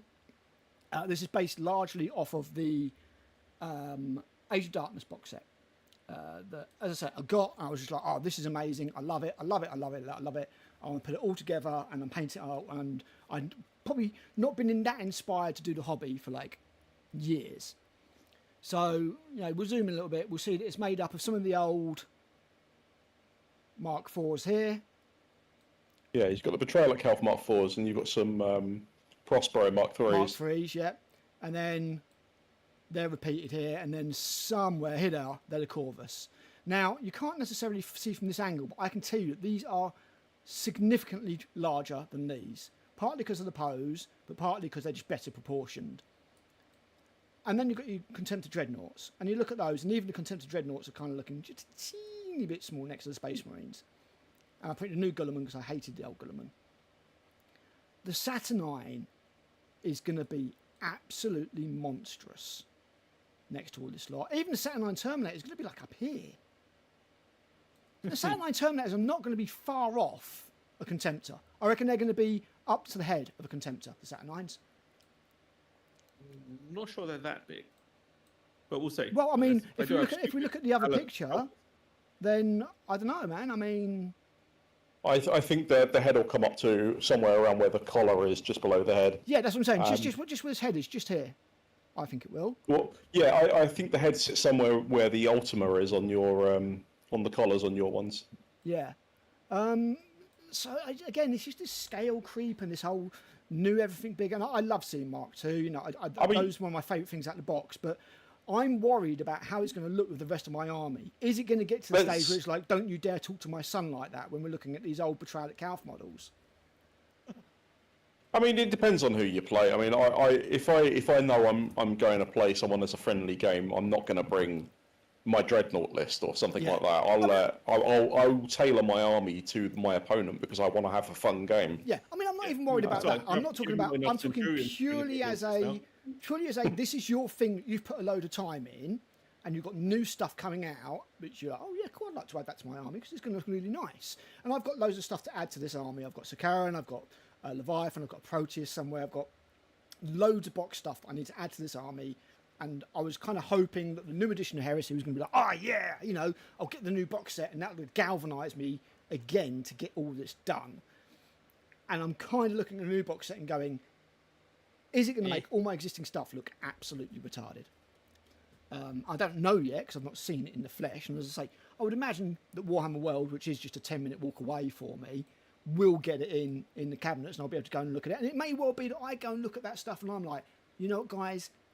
I was wrong. This is amazing. This looks the absolute dog's bollocks, and I want all of it, and I'm pre-ordering it day one. But at the moment, I'm looking at my army, and I'm just going like, my God, I'm going to put a Saturnine next to these guys, and it's just going to be, you know, a Saturnine Dreadnought, and it's just going to, it'll tower over Guilliman type thing. I'm just like, or the Praetor. I don't think you're going to... I think the new box set is probably going to be about 190 quid. Yeah, I think it'll be more than 180. I think they'll go 195. They won't go 200. Yeah, because once you hit that 200 mark, people get that kind of like, I think it'll be 195. Yeah, I don't think every single person in the world is going to buy the new box set, which makes me think that the Saturnine Dreadnoughts and Terminators, there'll be a bit of a fad on release, and then there'll just be a thing. Like, you might see a Saturnine Dreadnought. I don't think you'll see that many of the Terminators overall. I will have them because I want to paint them and I want to do lightning stuff all over them, but I can't imagine a situation where I would want to take 3 Terminators in a unit when I could take a 10-man Cataphracti squad. Yeah, I mean, that's kind of the thing, isn't it? I hate units of 3. Yeah, that's another 40k thing that's snuck in, isn't it? When you've got unit sizes of, you know, up to 20 Space Marines in a tactical squad. Yeah, more if you add in an Apothecary and a Praetor or whatever else. I don't want a 3-man unit. I don't want Centurions in 30k. Yeah, which is kind of feels like that's what we've got. As I say, they certainly seem. I'd rather they scaled them down to what the Cataphracti was sized, put them in a standard unit and a 40mm base. And yeah, you had 5 of them. Yeah. We'll have to wait and see. I will say that I am. Although I don't necessarily want Saturnine, I am more or less positive with what they've done with the Horus Heresy. I am, yes. Especially rules-wise. Models-wise, I must admit, I like what I see. They've shown us the really cool stuff that is coming. You know, we know we're getting Fell Blades. We know we're getting Breachers. We weren't shown a land speeder. We were shown something else. What was it? Breachers, the Fell Blade. Come on, there's something else we were shown. Tarantulas we were shown. No. Assault Squad. No. Yeah, and Assault Marines. Yes, it was the Assault Marines, wasn't it? The really nice, with really nice jetpacks. Yeah. And we also saw a close-up of a new Cataphracti armoured guy with a Volkite Charger. Yes, that's right. Yeah, and potentially that new plastic saber in the group shot. Although I'm not 100% sure on that one yet. I would firmly believe that I'd find it completely plausible the saber will be plastic. Oh, yeah, I imagine so. I mean, I would think that all the stuff would be plastic eventually, because they just don't want to make it with Forge World anymore. I think Forge World will literally just go to being like characters and add-ons, add-on bits like shoulder pads and that kind of stuff. I think that's what Forge World's future is, if I'm being honest. Titans they'll keep making, and probably stuff like the Mastodon and the Thunderhawk. Yeah, I think that'll probably still be resin, but anything smaller than that, I imagine they're going to start making in plastic. I would be genuinely, it's a slight tangent, I would be genuinely surprised if over the next few years we stop seeing resin gates on the Forge World style models and start seeing 3D printed stuff. Because the technology is getting to the point now where I think they will commercially start selling them. I don't think they'll sell the files, but I can absolutely believe they will 3D print more newer stuff. Maybe. There's a prestige with resin casting. Now, somebody who's been a resin caster, there is a prestige with resin casting. I think it's an inevitability. A craftsman's kind of angle that you can sell it, where you're saying like, oh, this is hand casted rather than just made by a machine. a lot of people didn't think they'd give up metal models, and they did. I think Games Workshop will ultimately do what money tells them to, and I think if 3D printing becomes it's like more Cyacast. viable than resin gated like molding, I think they'll do it. Cyacast is somewhere between resin and 3D printing, I suppose. And the good thing about Cyacast is you can reuse a certain amount of it in each mix, as long as the amount of recycled material doesn't get too high. You can add recycled Cyacast into fresh Cyacast and it will still work fine. We know full well that their proofs are 3D prints. We know that because we see the absolutely lines. See the layer lines on all sorts of stuff. As for selling them, I don't know. Maybe a lot further maybe down not yet, the line. but I do see it eventually. I think it's a thing, because when you think about it, they won't need to create molds for things. They can literally just they'll have like an industrial version of a 3D printer, and they'll just be like, right, we're printing these today, bang, bang, bang, bang, bang. You think when made to order, I can absolutely see them doing it. So Trench Crusade are doing it, obviously, 3D printed, and War Machine are doing 3D printed. And if you orientate correctly, how the War Machine stuff's going, but I mean, GW would never want to be seen to be selling a product of lesser quality, and I think that stigma is still there with 3D printing at the moment, and it's one of the only things keeping GW kind of ahead of the curve on that. I would agree, but I mean, I've bought Forge World stuff over the years that has been an absolute mess. Oh, sure. Like an absolute, complete disaster that I've had to either completely rework or send back, to get a better version of it. For sure. So I think the quality thing, I do see it as just a technology that once it becomes financially more viable for them, they'll do it. Yeah, I think so. I mean, at the moment, 3D printing, even though I've got a Saturn Ultra that levels itself and all that stuff, I do still have failed prints every now and again where it just sticks to the bloody flip instead of the tray. It's getting better all the time, 3D printing, but as long as it involves using resin and chemicals, I don't necessarily see GW doing it. If FDM gets to the level where you can get GW quality without those very obvious layer lines and all that kind of stuff, so say you could make a model just as nice as a Forge World one, but in FDM, then I could totally see it. But while if they could do an ABS water washable, I can totally see them doing it. Yeah, we'll have to wait and see. I see GW keeping an eye on other companies doing it. I don't necessarily see GW doing it, but we'll have to wait and see. I mean, Forge World resin casting is expensive, and one of the biggest problems with resin casting is once it's cast, it's cast. If that model's fucked, you chuck it, it's gone. One of the staff gets to take it home and make it into scenery, and you want your miscast rate to be low, but resin casting is a one and done thing. Cyacast makes it a little bit better because you can reuse a little bit of it, but again, like 3D printing, you can't exactly turn that back into the model. I think it will depend on the technology for me with GW. We know that the plastic stuff is tooled by people who paid a lot of money to make sure that the tolerances are absolutely fine. I mean, I make Gundam kits, and those things are engineered to like the 100th of the millimetre to make sure that it all fits perfectly. And I imagine to a point GW is the same. Yeah, those kits are impressive. They're incredible. I mean, I've got a video on Gundam coming out very soon. It's the next spoiler. It's the next Where Next to Conquer, where I offer alternatives to the GW hobby, and it is on Gundam or Gunpla, because I think it is a worthy alternative to the modelling side of it. There's no game yet. The game's coming next year, the war game type thing. But I've done a video. It's in the works, but it's too hot to edit in my room at the moment. So that'll be coming soon. It's about half finished at the moment. It's all recorded. I'm just getting all the video footage and all that kind of crap, the B-roll.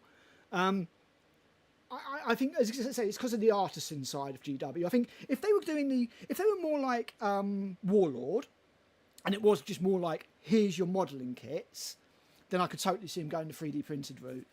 But as the the kind of artistic masterpieces that they think they make, and they don't necessarily, because you can get resin busts and stuff that are far beyond what even GW do. The art, the real artisan stuff. But it's the prestige of GW that I think will keep them from 3D printing for the moment. Whether they have to change that in the future. I'm not saying they'll do it next year or the year after. No, but I think it's an inevitability down the line. Yeah. It could well be, because things change, and again, 3D printing is only getting easier. It is only getting easier. That Saturn is already a great bit of kit. I don't have to level it. It levels itself every single time. Checks the FEP count, checks all sorts of things, and that's a Saturn 3. They're now on the Saturn 4. There's a Saturn 5 on the way.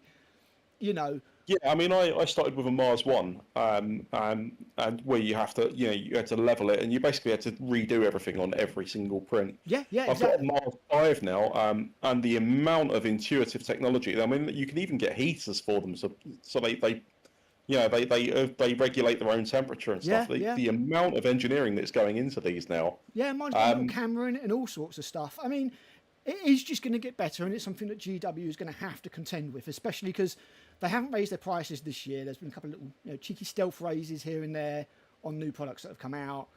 But I think, there has to be a ceiling for GW, whether or not their popularity soars when this Amazon movie, the series comes out, and they're able to bump the prices up even more. But the Heresy has got cheaper.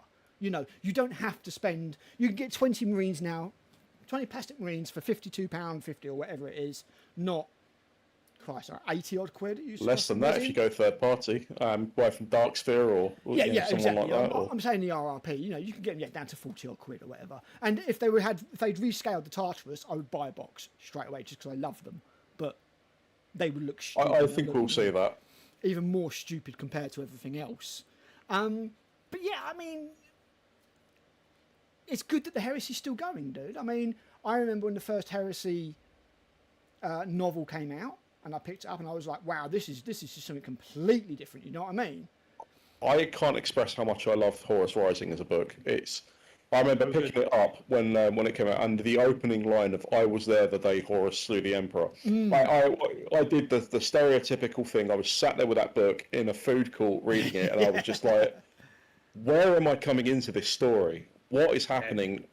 I've never been quite so gripped by a series of books, especially the first three. Yes, yeah, I think the first arc is the best. Yeah. And then the fall of Horus, and you're coming into it from what you know as Chaos Space Marines. These are the Black Legion as far as you're concerned. Yep. And you're coming into it, and you're like, what is this? The flight of the Eisenstein, where Gara goes out there and says to Dawn, your brothers betrayed you. And the first thing Dawn does is pretty much nearly kill him.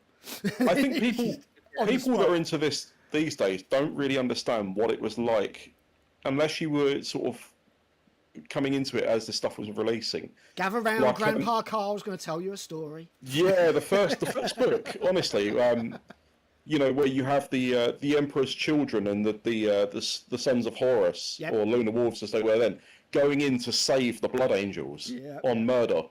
And I was blown away by it, because my whole perception of all this has been these guys were the Chaos Space Marines. They are the bad guys, and to see them before they fell, and then even things like the Imperial Truth and the Imperium of the Horus Heresy was a secular society. There was no gods and what we saw in 40k. It was a complete paradigm shift. It was a breath of fresh air, wasn't it? It's completely different. And as much as people knock Damnation of Pythus as being a bad book, and it's not a great book by any means, the it's really not. Imperial Truth part of that book and the stuff that deals with that was very well done. It's just the rest of the book was a bit shit. We should do a chat about the Horus Heresy novels, about just which ones are good, which ones, in our opinion, are not good. Yeah, I'll be in for that. I mean, Arbitorian's already got it covered, certainly, but I'd blatantly be up for that. Well, Arbitorian can be wrong about a lot of things. I watch his videos. But I need to... Battle for the Abyss is terrible. It is terrible, isn't it? It's so boring. Yep. It's pointless. It's a pointless book. It's a nothing book. And Matt and I have very different opinions on the Dark Angel books. I love them. I think they're okay. I just kind of feel like they should have been their own thing, and there was much more interesting things to talk about. Yeah, I feel like they should I'll have agree they're not heresy, but they were world building. Yeah, they were very That's good what I as well. enjoyed about them. Yeah. But they just didn't feel like... I was like, well, the Dark Angels do a lot more in the heresy than this. This seems like a bit weird, but... there's not everyone's a banger in the Horus Heresy. We all know that. But as a series, I think it was good. I think it was a little bit stretched at times, but... Master of Mankind's awesome. Brilliant series of books. Yes, a very good book. I mean, Dembski Bowden, again, rarely puts a foot wrong. I would have said the same about Dan Abnett. I really would. But he's a couple of rough ones at times. Well, Graham McNeil smashed it with Mechanicum. That was great. Yeah. I mean, when it comes to authors, like, you've got Dan Abnett, Graham McNeil, Dembski Bowden, and Guy Haley, and all four of them just solid. Like, I would say Chris Wright as well. Yeah, Chris Wright's really good. I don't think I've read a bad Chris Wright book. None of them are on the C.S. Gotto sort of shit list. No. Every time you mention him, you draw his attention. Just don't. The Eye of Sauron turns. Yeah, that's it, yeah. Every time you mention his name, some female Eldar gets horrifically abused. We do not utter that name here. I mean, every single one of those authors, they always have their tropes, and you spot them, and you get used to seeing them. Like Graham McNeil always has to have like a super special vehicle. Who McNeil? Graham McNeil? Graham. I thought you said Brian. So I was like, what the fuck? Graham McNeil. Brian. Who's Brian? He always has to have I'm Brian. The Iron Warriors get their super special rhinos that form a defense line. Or... Yeah. Again, I kind of don't mind the artistic license of that being in a novel. No. Certainly. I don't mind it. Aaron Dembski Bowden will always have a strong independent woman character, or three in a novel. Yeah, but Loturin Star is a great character, and she has a pretty go back nasty before fate. that, you've got Octavia from the Night Lords novel. She's awesome. Yeah, she doesn't escape accountability, and it's not like she's running around passing the Bechdel test or anything like that. You know what I mean? No. She's a I particularly love the Night Lords books. I love that. There's a slave in one of the books who tells a Night Lord to eat shit. Yeah. I mean, she backtracks and Angron. And Angron's just like, oh, you're kind of cute. I like your spirit. I'll keep you around. Yeah, Lotara's great. I just really, really hate the model they've done for her. Yeah, it's awful. It is awful. Guys, we've got a few listening. Guys, if you've got a favourite novel or something, chuck it in the chat. I mean, I think we're good for another. You said another hour, didn't you, Matt? Yeah, pretty much. Yeah.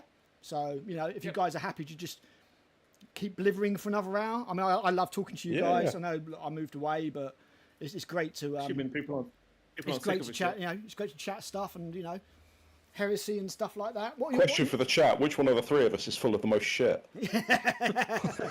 It's an equal thing. It's got to be me. I mean, my plans are a Raven Guard army. Just because it's nice and easy. I will add to my Ultramarines because they could do a bit more stuff here. But my main. I like the look of your Ultramarines. The bases go well with them as well. Yeah, it's nice contrast of colour. I don't know what the hell I use now. It's been so long. There's a Forge World weathering powder on there for sure. But it's nice. When I do my Space Marines, I can tell you the Streak and Grime was involved. So if I remember correctly, it's Prussian blue. Not Thunderhawk blue, Alatok blue, like a Zenithal type thing, and then a dry brush of a slightly lighter blue than Alatok blue, can tell you it was, and then streak and grime over the whole bastard, and then take it off again.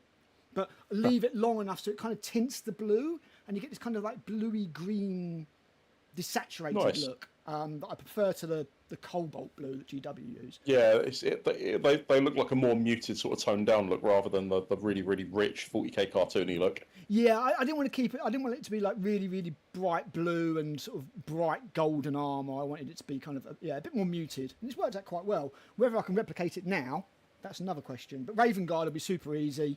It'll be a pure black spray, and then I've got this nice grey-black spray from Colourforge. That'll go over the top of it. Then it'll be a dry brush of something like Thunderhawk blue, and then just do details and the weathering, and again, probably attack it with Streak and Grime or some of the Gundam weathering stuff I've got. But I've got a load of STLs in mind for that. There'll be a bunch of stuff from GW Plastic, and then there'll be a bunch of 3D printed stuff that GW Plastic just hasn't made, like all the characters and stuff. There's some guy out there are you going to get on the KD's purple next? site. He's made an entire Raven Guard army and put it all up there for free. And the joy of that is I can tinker about with the scale, make it look the way I want to. I'll still get GW plastics, but I ain't never going to play at Warhammer World, so I don't give a fuck how much of it's 3D printed, to be honest. Are you going to get the KD's next model? Yeah, I like that model. Yeah, it's nice. Yeah, I will get that. What about you, Matt? You sticking with Dark Angels? Yep. No reason to change. Yeah, I've been thinking about it long and hard, and Night Lords. I like Horus Heresy Dark Angels. I think they look really nice. I mean, I've got Mechanicum as well, and I've also got a bunch of Solar Auxilia stuff that's all still boxed up. Which might see the light of day one day. Yeah. It's not even put together. Well, I've decided to focus on the Night Lords because I'm fairly sure we're not going to see it. I just don't think they're going to do a PDF for Black Shields as much as I want it. All right. Well, what about the Blood Angels? Wasn't you going to do Blood Angels? Yes, I will be doing Blood Angels. I have a small army of them now. They're all done with like Tamea Clear Red and stuff like that with ice spaces. But to be honest, I'm going into a new edition. I'm going to learn it with the army I use the most. So the first set of models I get will be Night Lords, and then after that I'm probably looking at Black Shields, and after that Blood Angels. Okay, yeah, I think that makes sense. Yeah, I mean, you don't know what's coming up down the line. I mean, one of the things with the original Horus Heresy when they first went to plastic was the first 6 months was nothing but tanks. And they were like, you can use these in 40k, and they were like, lol, 10th edition, you can't. So we have no idea what to expect. Maybe they'll get to some Legion specific stuff. For 40k, do they have literally no beta sheet at all, or have they got like a Legends thing? They've got a Legends sheet, yeah. 3 years ago. Right. It's kind of like the Legions of Astartes one we get with like the Castroferum Dreadnoughts and Indomitus Terminators and that sort of thing. Yeah, exactly. It won't get updated. There'll be no FAQ or anything for it. But it was particularly egregious because a big part of the marketing from GW was you can use these tanks in your 40k army, wasn't it? It was like nearly every single Warhammer community article just said, yeah, you can use the Kratos in your 40k army, yeah, it'd be great, yeah. Lol.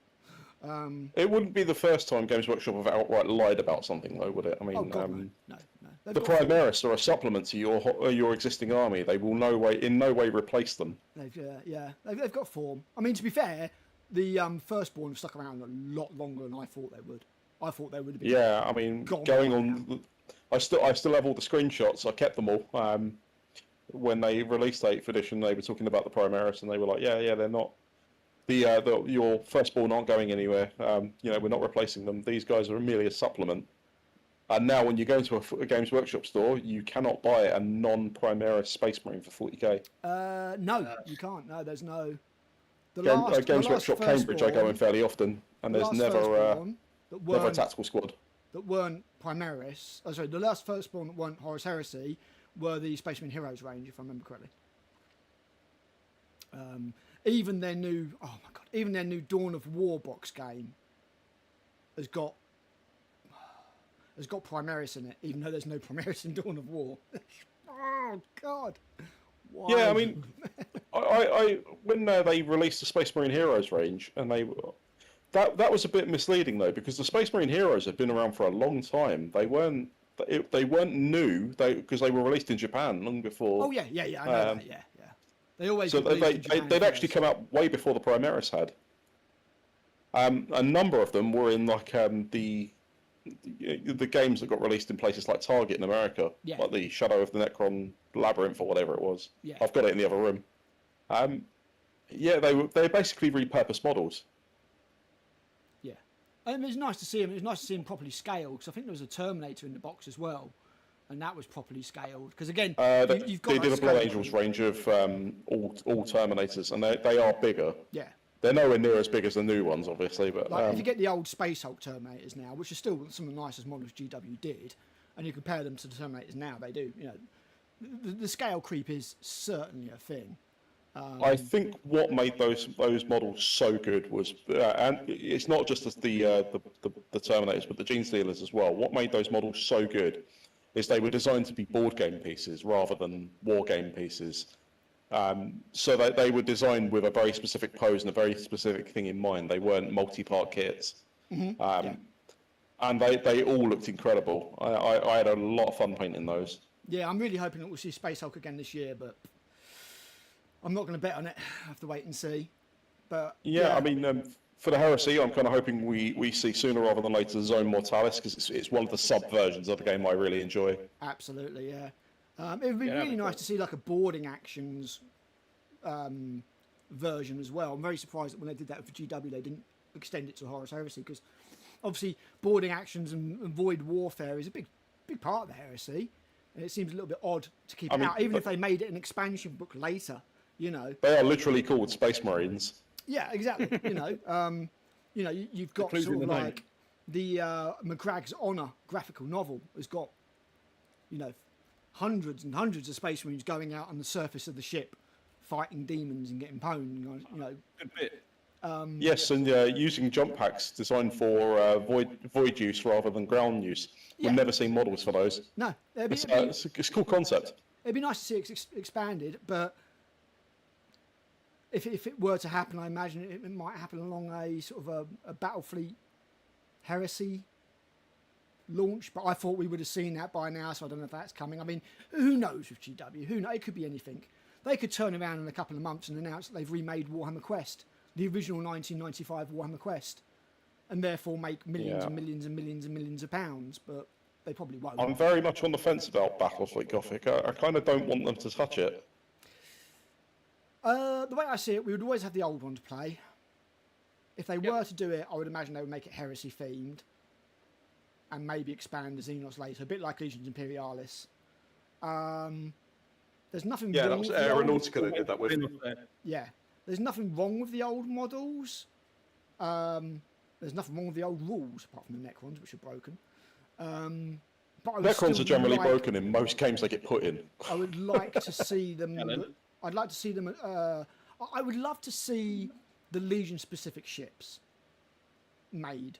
I know some people have done 3D printed versions of them, and they look quite nice. But I would like to see that, the Conqueror, Vengeful Spirit, Wages of Sin. Yeah, exactly. McCragg's Honor, that kind of stuff. Nightfall. Yeah, whatever the hell the Plague one's called. Terminus Est. Terminus Est, that's it, yeah. It'd be nice to see those, but GW is already balancing so many plates that I don't know how they do it. I really don't. Yeah, I was a bit disappointed to see Aeronautica disappear, because it's a genuinely good game and doesn't require a lot of... You don't need more than like a few models to play it. It's a fun sort of... Fun game. It was kind of in that Shadespire sort of category where it was a pick up a play sort of thing. Lovely models. Models that were more in line with Titanicus than 40k. I'm genuinely glad I bought the Necron models for Aeronautica. Yeah. But again, they're spinning so many plates at the moment. There'll be something new, and they'll just get as much money. And it depends on. We don't get to see how much stuff sells. We can estimate because we can see stuff that's out of stock and stuff that's not out of stock, and we can see what's in stock with third parties and all that kind of stuff. So, for example, we know that Scaventide flopped massively. We know that GW sold off all their remaining stock of Scaventide to liquidators, and they gave away a load at places like Adepticon and stuff like that. They were giving away, and some third-party retailers were giving away 3 boxes of Scaventide. It sold that badly. What was it, do you think, that caused the failure of that? Age of Sigmar is never and will never be as popular as 40k. It's that simple. Do you think they just overproduced? I think they overestimate the popularity of Age of Sigmar again and again and again and again. They did it with Dominion, which is why I managed to get a box of Dominion for like 45 quid. Do you reckon that's a thing in general, that sci-fi is generally more popular than fantasy? Yeah, I think so. I think it's not a criticism. I like both, but I lean towards sci-fi. Yeah, I do. I have my own explanation of what killed Warhammer Fantasy, and it wasn't necessarily Games Workshop. It was Lord of the Rings. A lot of people would play fantasy because it is a Tolkien-esque fantasy game. You've got orcs, you've got elves, you've got all that kind of stuff. When you release a Lord of the Rings battle game, you are in complete competition with Warhammer Fantasy. So when the Warhammer Fantasy prices just keep going up and you keep looking at how much you need to do a Warhammer Fantasy unit and you've got this Lord of the Rings game you can play instead, people may well just go to the Lord of the Rings game, which reduces Warhammer Fantasy's popularity. It didn't help that the rules were leaning towards massive units that were unsustainable to buy. And therefore the popularity just dropped and dropped and dropped and, you know, they killed it. I think I've seen the whole not heresy, 40k and fantasy thing called the Toy Story conspiracy. Mm. Well, the Toy Story conundrum, I should say, where if you think of fantasy as like Woody, like he's always been around, he's quite liked, but then 40k is the Buzz Lightyear, it's the cool new thing, and it's it's just Woody's not competing with Buzz Lightyear. Yes, no, exactly. I get that, and it's like I was there. I was there the day that Horus slew the Emperor. I was there at Warhammer World. New fantasy. Yeah, I was there. They actually did. I was A there. million nerds cried out in pain. The day it was in Warhammer World, and this is back when they had the hall that ended where so you know where you've got the store at the moment. You know when it used to have a black library section at the back of the store. Yeah. And then you had the hall of miniatures, and there was like a fourth hall where they put some stuff. There was a really cool Zone Mortalis display that they put up, which was, if I remember correctly, Iron Warriors versus Imperial Fists. And I remember that. And I was crouched down behind it when a couple of dudes with lanyards came round and were looking at and I think it was the Caradon Overlords with all the cotton wool. And I heard one of the guys speaking to the other dude, and one of them was like an executive and one of them was a guest. And he said, yeah, the whole reason that we made Age of Sigmar is because Space Marines make up like 50% of our sales, and we wanted to put Space Marines in fantasy. Yeah, that's exactly what they did. And that's the whole reason that Age of Sigmar exists. Because Space Marines are massive sellers, and they wanted Space Marines in fantasy. So we got Sigmarines. And I was there, as they were saying, I was at eye level, crouched down, trying to see if these were new breaches or whatever, you know. Which is weird, really, because I always saw the Stormcast as Proto Primaris. Yes, I was like, I remember being in the Games Workshop, and I was talking to the manager at the time, and I said, they are going to do to 40k. It's like 2015, I said this. Yep. They're going to do to 40k what they've just done to Sigmar. I promise you it's coming. It was a test bed. And like I said, you know, it's the same format. With Age of Sigmar, you had all these different units. You had the Liberators and the Whateverators and the Exoriators and the, you know, just unit after unit after unit. It wasn't like... Cheese graters. You know, it wasn't like the old days. You know, they would just keep making new unit after unit after new unit and put it in the starter set and making you buy it. And I think they just massively overestimated its popularity. And I think what happened was Indomitus sold so much. If you remember correctly, when they released Indomitus, it sold out. They had to do a made to order, and like you'd have to wait 8 months to get it. There was scalping galore. It was one of the biggest sales ever, and GW probably lost money because they didn't make enough. Now, obviously, because all these things require boxes and card and books that all needs to come from China, GW have minimum order values. This is one of the reasons why Cursed City went the way it did. So yes, GW need to order another big chunk from China and get them over, which is why it's made to order and you have the lead time. So what happened this time, they would be like, well, to save on shipping, we'll make more of Dominion because, you know, Indomitus sold loads, so obviously Dominion's going to sell loads. So we'll double the order or whatever, we'll make a bigger order. Made it, and it just didn't take off. It's not as popular. Age of Sigmar, whether or not they think that Sigmarines are Space Marines, they're not Space Marines, you know? No, they're merely their stand-in. You know, and yeah, they're just a stand-in. And it just didn't take off. And they should have learned their lesson from Dominion, but for some reason they didn't. And they did Skaven Tide. And I thought Skaven Tide was a perfectly serviceable box. I thought most of the new Skaven looked very nice. And I thought the Sigmarines that were in it were quite good. Had a cool trailer as well. Had a cool trailer, yeah, but Age of Sigmar just doesn't catch the attention the way that 40k does. You know, the part work for Age of Sigmar, whatever the hell it's called, something like its second version now, doesn't sell as much as the 40k one. It's just not as popular. It never will be. No. And Fantasy wasn't back in the day. I mean, it may have been way back in the day when you had Fantasy and Rogue Trader. But as time's gone on, 40k has become the behemoth, the gargantuan IP that it is. Age of Sigmar has not and never will be, no matter what happens. The old world has seen a great surge of popularity from people who just want those old models from their childhood and want to play fantasy battle and want to play ranked battles. And part of the reason that GW did that, I reckon, would have been in response to things like Kings of War and Conquest, which may well have been having that chunk of that audience with the ranked battles that people are like that. And yeah, I mean, let's face it, GW have made mistakes over the years, lots of them. And I do want to do a video at some point of GW's greatest triumphs and their greatest mistakes, because they've had both. Finecast, abject failure. Their social media. Their social media campaign the first time round. You know, they've had loads of them, loads of failures. Curse City, massive failure. Guarantee that cost them loads of money. You know, over the years, they've had a number of failures and a number of successes. You know, let's not deny it. GW have done some massive, you know, amazing things, and given us things that we never thought we would get in a wargaming world, things that only GW could do. So for every Dread fleet they've had something like a Space Hulk, or I will point out, Dread Fleet's a cool game. I've got it.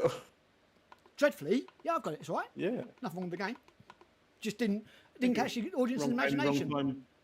Yeah, I think like you say, they saw the success of Space Hulk and thought next year we're going to do it again, but with fantasy. Yeah, and they just did it wrong. Yeah, yeah. There was nothing. It's not a bad game, but you're appealing to the wrong audience with it. Maybe they were trying to jump on the Pirates of the Caribbean hype or something like that. You know, we never know. I've worked in marketing. I've worked in digital marketing, and I basically always called that my job bullshitting to people. You know, not outright lying to people, but certainly manipulating people. Well, the job is to hype up the thing, isn't it? Exactly, yes, to sell the product and make the product as appealing as possible. And they just didn't manage to do it with Dreadfleet, unfortunately. You know, it's just one of those things. I've got Dreadfleet, lovely models. I've played the game a few times. There's nothing particularly wrong with the game. There's a little bit of clunkiness here and there, but nothing, you know, nothing game. It's not a bad game. Games which have made got a great gaming map, like that cloth. Yeah, that cloth has been used so many times for so many games. And Space Hulk. Still got Man of War in the garage. Space Hulk. Great game. The quality of the tiles and the boards in Space Hulk will never, ever be beaten. So every single year, I take my copy of Space Hulk on my birthday to Warhammer World. Mm-hmm. We played it this year, didn't we? Yeah, me and my wife generally we play it quite a lot. It's the game we play the most, like between us. Yeah. And out of all, I've had it since 2009, and it's still not chipped or faded or anything like that. Those tiles, those embossed, thick, lovely game tiles, were a level that had never been seen before. And Betrayal at Calf was nice. They had nice tiles and everything, but I don't know who actually played the bloody game. I think I'm the only person in the world that seems to have played it. I think I played it once, and I thought, it's all right. But I never played Betrayal at Prospero. Sorry, Burning Prospero, I can tell you that. I never played Prospero. And they gave up that idea in the end. They were like, okay, yeah, we'll stop making board games every other month, because it was getting to that stage. You had Assassination Squad or whatever it was, Execution Squad, you had Overkill, just constant board games to sell. It was also the really weird ones, which were basically like a rush job game that was just to sell a couple of models, like the one with the two knights. Yep, exactly. And the Speed Freaks box. Called. Yeah. Like the Orc Speed Freaks, that was another one. Yeah, just to sell the buggies. And the thing is, the card and the card stock and all the those components cost more than the plastic for GW. And weirdly, they're really, really expensive now to get hold of on eBay. Yeah, because of our production. But I know people just want the discounted models. I don't think anybody. I've got like free copies of the Speed Freaks gaming board, which will probably never get used. I never bought Speed Freaks, but basically what happened was I worked at Wayland, and we'd have to break open boxes all the time to replace models that people said bits were missing for. And it was like, yeah, we've got loads of boards left over. Strangely enough, nobody ever, wanted a new board, just the plastic models. And I was like, I'll take it. I'll give them a home. I think, is that a Speed Freaks board that my army set up on, actually? It might be. I think that Ultramarine army is set up on a Speed Freaks board now. I can't even think about it. Yeah, I mean, I've still got all the tiles from. Is it Overkill, the one that had the Death Watch kill team in it, the Gene Stealer cultist? Yeah. What was the other one? Execution Force with the Assassins and the Chaos cultists and One Squad Marines. Yeah. Yeah, and so they gave up on it. They were doing like board games all the time, constant saturation of board games, and they've given up on that idea by the looks of things. And I imagine it is because of the card price. Yeah, I'd like to see a return to things like Hero or Warhammer Quest, because I Shadows over Hammerhall was my favourite of all the ones they've done. Yes, because it was the most like Warhammer Quest. And the biggest selling point to me was that you could have. They released a set of cards so you could take your own hero rather than a predetermined one. Yep, yeah, they did that with Silver Tower. I've still got that set somewhere. I mean, yeah, well, it was cross compatible with both, and I bought it so I could use the White King. Why I thought it was really cool. Because copies of Warhammer Quest 1995 go for 600 odd quid on eBay, and that's not an exaggeration. Hammerhall's usually around about 200 to 300 on eBay. A complete set is about. I'll trade one for a copy of Malevolence. Is about 600 600 quid. Why GW don't just make an updated version with like a fantasy aesthetic? Keep the rules more or less the same. Keep the roleplay book in there, and just chuck in a co-op mode, and then sell that for 180 quid. The price we're talking about for Saturn 9. It'd be a license to print money, I guarantee it. There's no way that wouldn't sell out. Not in a million years. Not in a million years. Because as much as I like Silver Tower, I thought Silver Tower was fine, and I thought Blackstone Fortress was fine. They're not Warhammer Quest. They just don't feel the same. No, Warhammer I mean... Quest is nearly impossible to get hold of now. One of the big selling points for Hammerhall for me was also the GM. Yeah. Well, that's what you had in Warhammer Quest. That's why I said you would add a co-op mode, because the thing is, if I'm playing it with my missus, I don't want to really be the GM against her, Yeah, so a complete noob, but she's a bit of a noob. You know what I mean? I want that co-op. I don't want it feels bad. Well, I mean, we had a time where for about a year there was 5 of us that would meet up every single week and play Hammerhall. Yep. And we would rotate out who was GMing. So someone would step out, like their hero would step out for the week, and someone else's would step in. Yeah. While we would roughly balance their renown level throughout the campaign, just while someone GM'd, and it was thoroughly enjoyable because sometimes it is fun to be the dungeon, to be the villain. I'm surprised they haven't done like an RPG for the Horus Heresy, to be honest. That'd be an interesting thing, wouldn't it? Hold on, didn't we have a game of Silver Tower like that with Tim the Unfielder, and he kept winding you up and you kept making it worse? Yes, and then he did. There was the famous thing where he said random encounter, and I needed to roll 4 6s. I picked up 4 dice and rolled 4 6s. That'll do it. That'll do it every time. By the way, anybody who's tuning in is like, these bastards aren't talking about heresy at all. We did for the first hour and a half, and then, as it normally does, it just degenerated into blithering. So, sorry about that. It's three old people talking about their hobby. It's gonna go off the rails at some point. Yeah, we can talk about the good old days, The amount of viewers has fluctuated quite a bit, but in all honesty, as bad as this is going to sound for somebody who runs a YouTube channel, I don't really care who tunes in. I'm just having fun chatting with you guys, to be honest. If people tune in and they want to contribute and they enjoy it, I'm very, very pleased. I'm very pleased that we could entertain you, but other than that, I'm just happy chatting with you guys. It's just great. Or if you just want to call us grumpy bastards, that's also good. Yes, because we are. We are grumpy bastards, and everything was better in the old days, so yeah, sorry. feel like it's a fairly nice balance between the three. You've got Matt, who's generally optimistic. Yep. Alan, who's more on the fence, and me that's largely furious about change. Yeah, pretty much. I've got the advantage of having worked in the industry with various companies and having a bit of background that I can lend. So I have a kind of like, this pisses me off, but at the same time I know why they've done it kind of thing. So when it comes to change now, I think in the last 10 years we've had Star Wars been absolutely destroyed. Yep. Star Trek's been absolutely destroyed. Yep. My wife is a very big Harry Potter fan, and looking at what is going on with that, and I was like, yeah, well, I'm beyond the point where I'm outraged about these sort of things now. I just kind of think, oh, cool, they're Sigmaring another thing I love. Yeah, I just naturally assume that any new thing is going to be destroyed.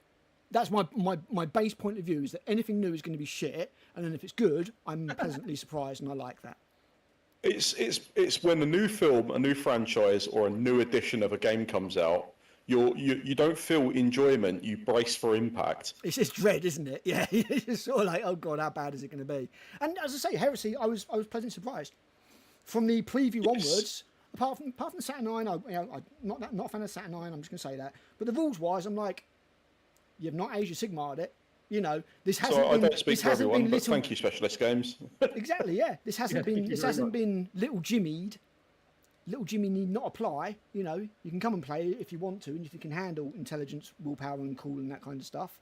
It's not aimed at him. Welcome to everybody, but it's not aimed at you exactly. Yeah, that's it. It's still an adult game, and it still seems to be technically, and tactically, have a level of nous that I think will make it flavourable or flavoursome, but still able to be played. Hit that balance. Whether it'll do it perfectly, I don't know. And what going forward GW have in mind with FAQs and all that kind of stuff, we don't know. We don't know any of that yet.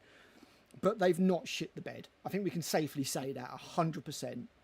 The bed has not been shitten. No, I mean, it's still to determine exactly what has happened with it, but I don't have any real cause for concern. No, the snippets that they've shown, I am, let's just say, cautiously optimistic. Looks good. Not black-pilled in the slightest. The hearsay thing I thought was a bit cringe. The Horus hearsay, I don't ever want to see a marketing campaign like that again. Yeah, I didn't like it. Bit of a waste of bandwidth, that website, if I'm being completely honest with you. But I mean, we're deep into the rules now. We've got the model previews and the real rule previews. I see maybe one more week of that, and then I see it going on pre-order. So I think it's going to go on pre-order weekend after next, personally.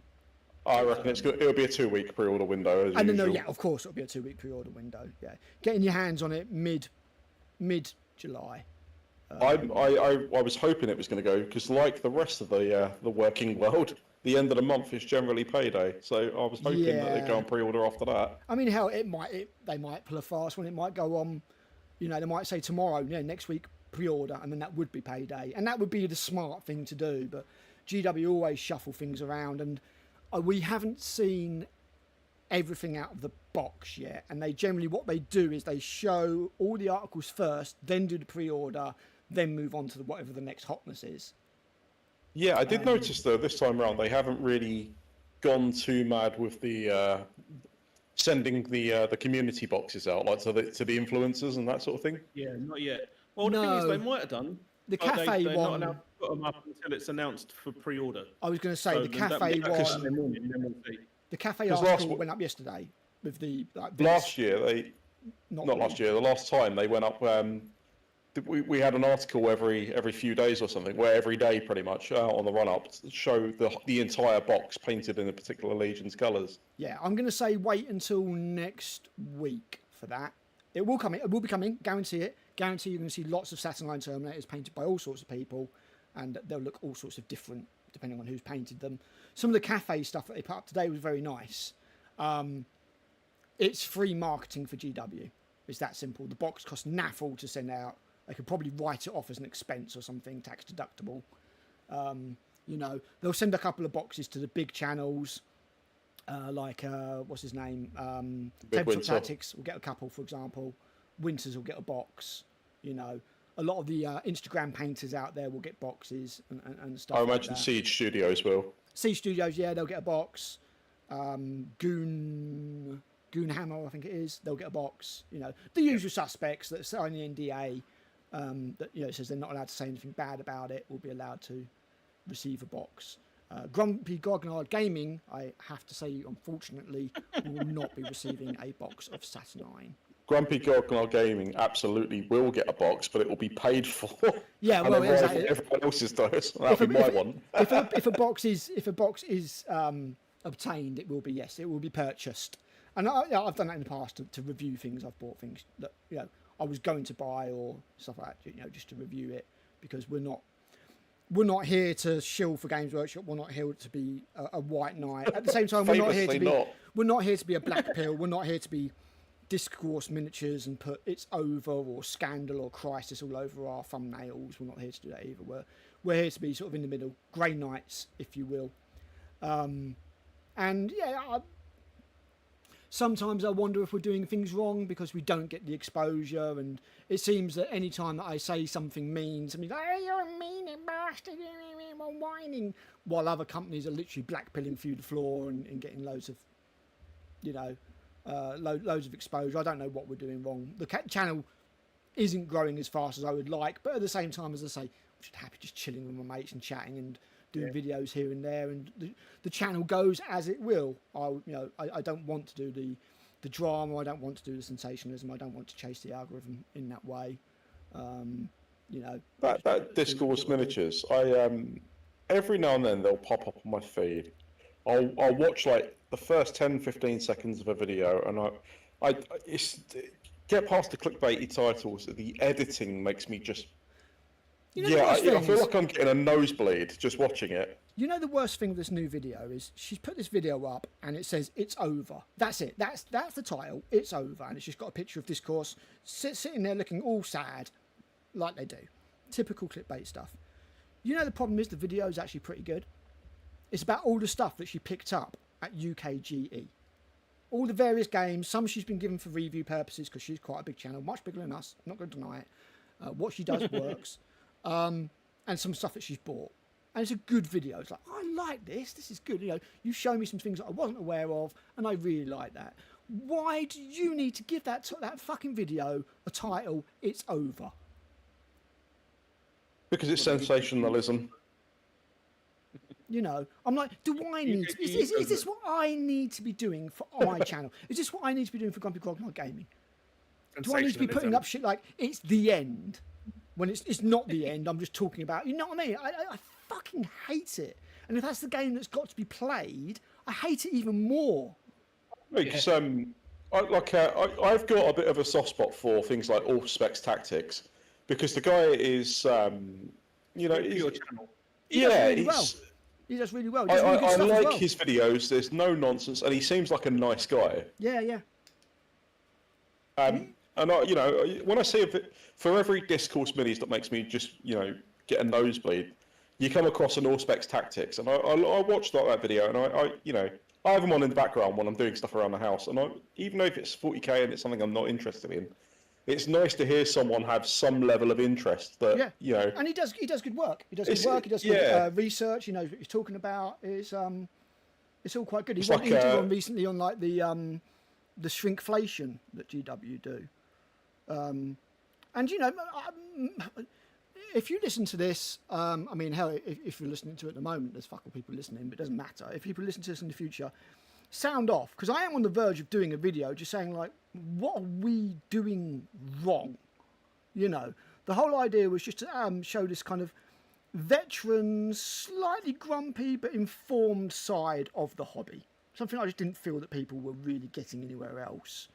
And as much as I love doing it, and as much as I love our 684 subscribers, we'll be coming up on 2 years before long, and I kind of hoped we might have cracked 1,000. So I'm not sure what we're doing wrong, and whatever constructive criticism, I don't want people just going, "Oh, you suck." But if you've got some constructive criticism to add, feel free to do so, and I'll take it on board. I'm adult enough to do that. I'm not going to be like, "Oh, your opinion is invalid." But I don't really want to play that game of crisis, scandal, GW is going to close, Henry Cavill's on the verge of walking out of the Amazon TV show, because I know it's all bollocks and I don't want to do it. But at the same time, I look at those channels that do that stuff, and they are the ones that get all the hits, and I'm just like, I suppose, just from a channel perspective. But other than that, we're just going to keep doing our thing.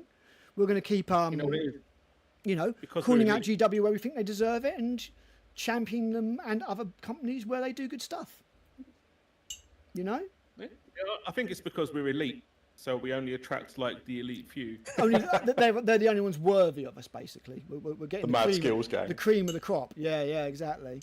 Yeah, it's a weird thing that I've been looking at, and maybe it is just tied to the fact that we don't constantly, hurrah the latest GW thing, and at the same time we don't go all in on saying that they're crap, they're bastards, and that there's scandals and crises all the time. I don't know. Maybe I need to put on an Irish accent and put on a red wig or something. I generally don't know. Maybe it is, and this is a genuine thing here. Maybe it is because me and Matt, and you in this instance, Karl, don't have our faces online. Maybe that is a thing. Maybe faces in thumbnails do genuinely draw people in. Maybe that is an angle. I genuinely don't know. But trust me, you don't want that, guys. You don't want that. Might be worth doing a video talking about your just an honest video talking about your experiences of working for Games Workshop. Yeah, I mean, that is an angle that I think it's Lizard something or other. Northern Exile's done Northern that. Exile's done a lot of that, yeah. But there's a guy called Lizard something or other that just done the same thing. Yeah, the Lizard chap's good, and he's well worth watching. I've not watched him for a little while, but when I do, I've generally enjoyed. Yeah, I've not seen anything from him for a while, but yeah, he did that angle as well, like an ask me anything about GW thing. Yeah, I could do. I mean, I like to think that I've got this. Obviously, I've worked for some companies that would sue me for things that I would say. Let's say. Oh, I'm not saying you have to give away trader secrets or anything. Not even trader secrets. I did things, that on a company's behest. What was it like to work for Games Workshop? What did you enjoy? What you didn't enjoy? And yeah, I mean, I could do. I wouldn't your want interactions with customers and that sort of thing. And I wouldn't want that to become the whole basis of the channel. And obviously, it's not something that Matt can really join in on. But yeah, I might do a video at some point. I always thought that I might end up doing a video with Exile, Northern Exile at some point, talking about our. Although he was in a good 10 years after me by the sounds of things, doing a video with Exile and stuff like that. Yeah, he was working there around about 8th edition sort of release. And I was doing third to 4th. So yeah, good 10, 12 years at least. But yeah, as I say, I'm happy motoring on with our little channel. The good thing about not having 20,000 subscribers is I don't feel compelled to offer any Patreons or any of that kind of stuff. I have said that once we hit 1,000 subscribers, I will do a merch run, because from a narcissistic point of view, I want to do a Grumpy Grognard gaming patch to put on my jacket, and I kind of get a kick out of the idea of people walking around with a Grumpy Grognard gaming, or Grumpy Grognard gamer would be the t-shirt. I just get a kick out of that. But I'm not in this to make money, because it's not happening. It's just fun to chat hobby and put that perspective aside, I suppose, across. But if anybody does have any advice or things we can do, then let me know. I know we're never going to hit the levels of certain people, because we've got certain restrictions and stuff like that. But I like to think from time to time, between us, we offer a nugget of insight and stuff like that, and Horus Heresy will continue to be the bright spark, ironically, for GW for me. I just prefer the aesthetic. In the age of darkness. The age of darkness, yeah. I just prefer the look of things. I just prefer the way things look in fantasy. In Heresy compared to 40k. I don't know about you guys, but I just am. I'm just a fan. You give me the Contemptor, you give me the Redemptor. I'm like, Redemptor goes in the bin. Give me the Contemptor. Yeah, keep your skinny tight jeans, Space Marines. I'll stick with the bell bottoms. That was the era I was about for. Yeah, I don't want my scouts. I had baggies. I don't want my scouts wearing Crocs and 3/4 length trousers. Give me scouts, but give me scouts that aren't 40 quid for 10. That'd be nice, wouldn't it? Some Recon Marines. I don't think they got shown off. I'll tell you one thing. I thought about this recently. I miss the days when Games Workshop was like the hobby of metalheads. Yes, yeah. Yeah. You walk into Games Workshop and it wasn't unusual to hear like, Iron Maiden would be playing in the shop or. Oh, for sure, man. Yeah. You go in there, everyone in there had like tattoos, beard, piercings, that sort of thing. When I worked at at GW, you go in there and it's. I don't know how to describe it. It's like, Corporate. but I mean, like the customer base are like sanitized, your Marvel hipsters, your Marvel baseball cap wearing. Yeah. When I worked at GW, I can't associate it with what I was when I was that age. Yeah. I was a metalhead who went into the shop and I'd be sitting there painting Legion of the Damn Space Marines while listening to like Megadeth or something. When I worked at GW Blue Water and Thurrock, we basically played CDs. We had a CD player. So I'd play Metallica and Justice for All, Sepultura, Chaos AD, Paradise Lost, 1 Second, and there'd be some others on rotation. But we'd always be playing metal. It just went with the thing, you know. But it was almost a universal thing. I want to know, what was the point Games Workshop pivoted away from that? Because it seems to be, if you go in there today, like, I'm sure if you stood in there all day, you'd come across like a couple of metalheads. But like on the whole, that's not really the audience anymore. No, I think it's just I think it's when they sort of went towards the kid market a bit more. Put it this way, back in the day, so old. Back in the day when I worked for GW, if we had an 8-year-old with his kid, with his mum, come up to us and say, "This looks really cool. I'd like to play a game," we would turn around, no word of a lie, and we say, "When you're a bit older, come back when you're 11, 12. Come back, and for sure, we'll take you all through it. We'll play you the game." These days, I doubt very much that would happen. These days, very much, I think an 8-year-old would walk up and they'd be like, "Yep, sure, here you go. Here's a box of Space Marines that's nigh on impossible to put together. Now buy some paint and pay us money." Do you know what I mean? But then again, back in the days, we used to play games in store all the time and we'd have parents using us as a creche. They would literally just drop off their kid. And again, it'd be nobody under 12, but they'd drop off their kid and they'd be like, "Yeah, we'll see you in 3 hours." And I'd be like, "Yeah. Don't care. As long as the kid doesn't nick anything and you don't expect us to actually look after him. If he wanders off us up to him, then yeah, fair enough. We're kind of cool with that." We didn't make him sign when I was an early teenager, like 13, 12 to 13 maybe, something like that. Yep. I remember I used to get on the bus on a Saturday with my toolbox with all my Space Marines in it. And I'd get on the bus and I'd go to Games Workshop and I knew I was there for the day. Yep. Like you'd wander off to get lunch, but you go back and you were there to play games all day. Yep. Another spoiler video that I'll be doing is it now time? And we can talk about this actually, guys. It'll be quite an interesting thing. In the last sort of 10 minutes or so before Matt has to shuttle off. Is it time for GW to close their stores? Do the stores actually add a net positive to GW? Because as much as we complain about GW's prices, GW have an expense that pretty much no other wargaming manufacturer has. GW run hundreds of stores. And as much as they only have one person running them these days, and they run at a minimum and all that kind of stuff, it's still an expense that GW has to factor in to their operational costs.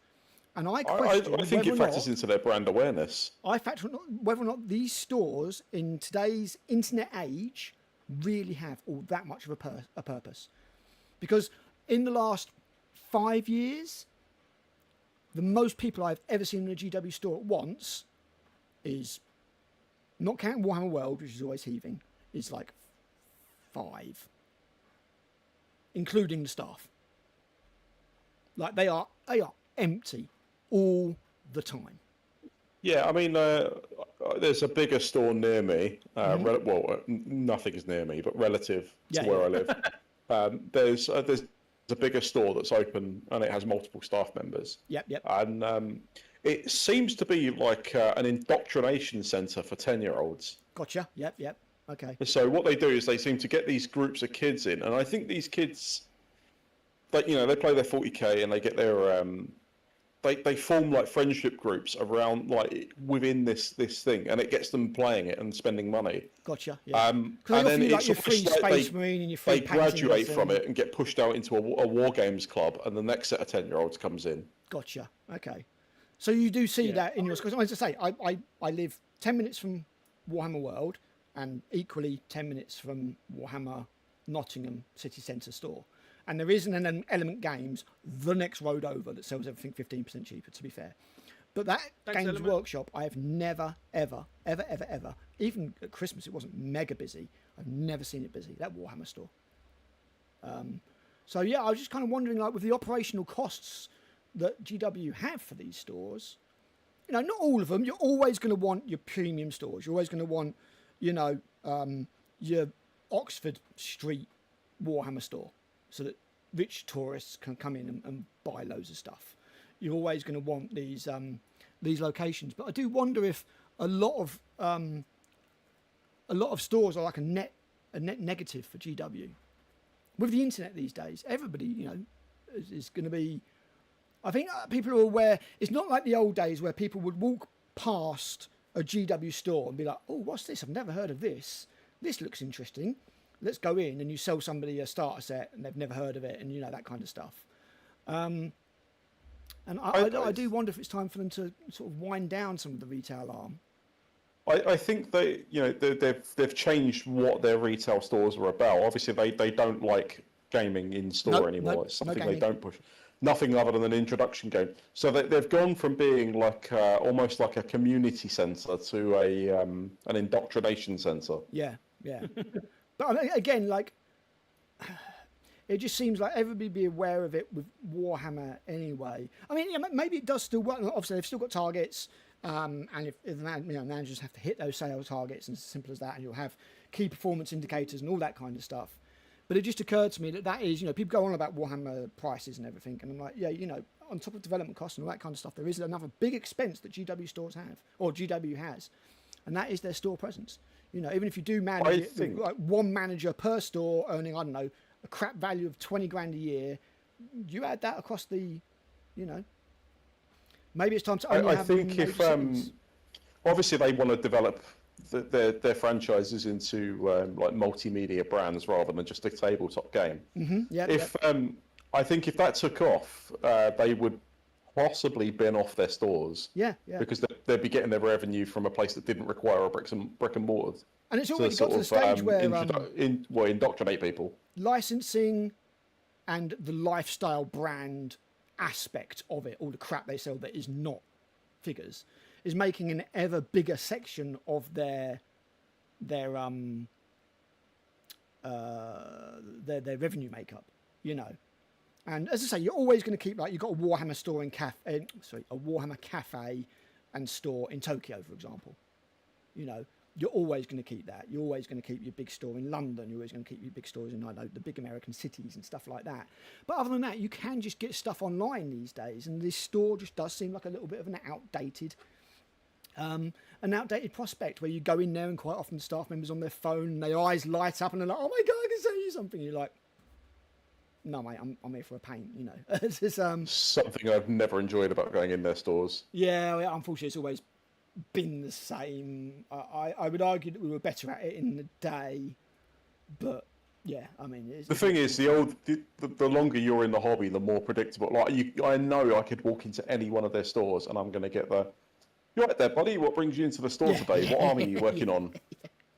I mean, in the day, it was always done, and again, a little bit of my staff experience here. It was always done for two reasons. One was to see if you could get the sale. The other was to make them aware that you knew that they were there for, like, the purposes of, like, thieves and stuff like that. It's like, "Look, I know you're there. I've kind of clocked you," kind of thing. Yeah, I think there's something about the very reserved Englishman in me that just, someone comes bouncing over to me and It's like they're little puppy, and you see their my ears. fuck you to customer service kicks in. Their ears are up and their tails wagging. They're like, oh wow! Have you seen these latest Primaris Space Marines? You're like, I fucking hate Primaris, mate. They're shit. And they're like, oh, it's like you've hit a puppy with a newspaper. I went into a store. And there's a staff member in there. I'll give him points for persistence, but I went in there and he said, what are you into? And I said, Horus Heresy. And he went, I've never been into that myself. And I was like, cool, didn't ask. He was like, you should be into everything that you sell. And he was like, I really like the latest Primaris, whatever the fuck it was. And I said, I'm not a fan of Primaris. I went, actually, they're the reason I stopped playing 40k. And did he get a blank look in his eyes while he tried to process the information? He's like, does not compute. It's like the robots. No, he went off on one, and he basically tried to tell me why I was wrong for not liking Primaris. Oh dear. And I was like, fuck you. I didn't swear him, but I was just like, you don't get to dictate what I like. Have you never heard of the customer who's always right in matters of taste? Yeah, just a full saying. I was like, I like the Horus Heresy because it's. I said to him, I was trying to sort of have a middle ground with him. I was like, look, I don't like the Primaris, but I do like Space Marines, and I really like the Horus Heresy. It's it's quite a nuanced game. I quite enjoy it. But he was like, we don't sell that in store. I can't talk about it. Well, they did. He actively started slagging off Horus Heresy, even though he didn't know anything about it, to try and prop up his position on 40k. So he manufactured this entire argument that I wasn't taking part in. That's magnificent. That's like, wow. It's not. It's an indoctrination station, but it's an indoctrination station for the staff, not the customers. So I was like, well, fuck you very much, because I knew there was an independent store down the road. I was like, I'm going to go elsewhere and buy my Horus Heresy stuff. Yeah. Just because. I mean, I couldn't believe it. Like this guy took me not enjoying 40k as a personal affront. We do have certainly have the thing now that if we walk into a GW store, not only are we almost certainly going to be older than the person in the store, we're also going to have more hobby experience than them, for sure. I get it every time.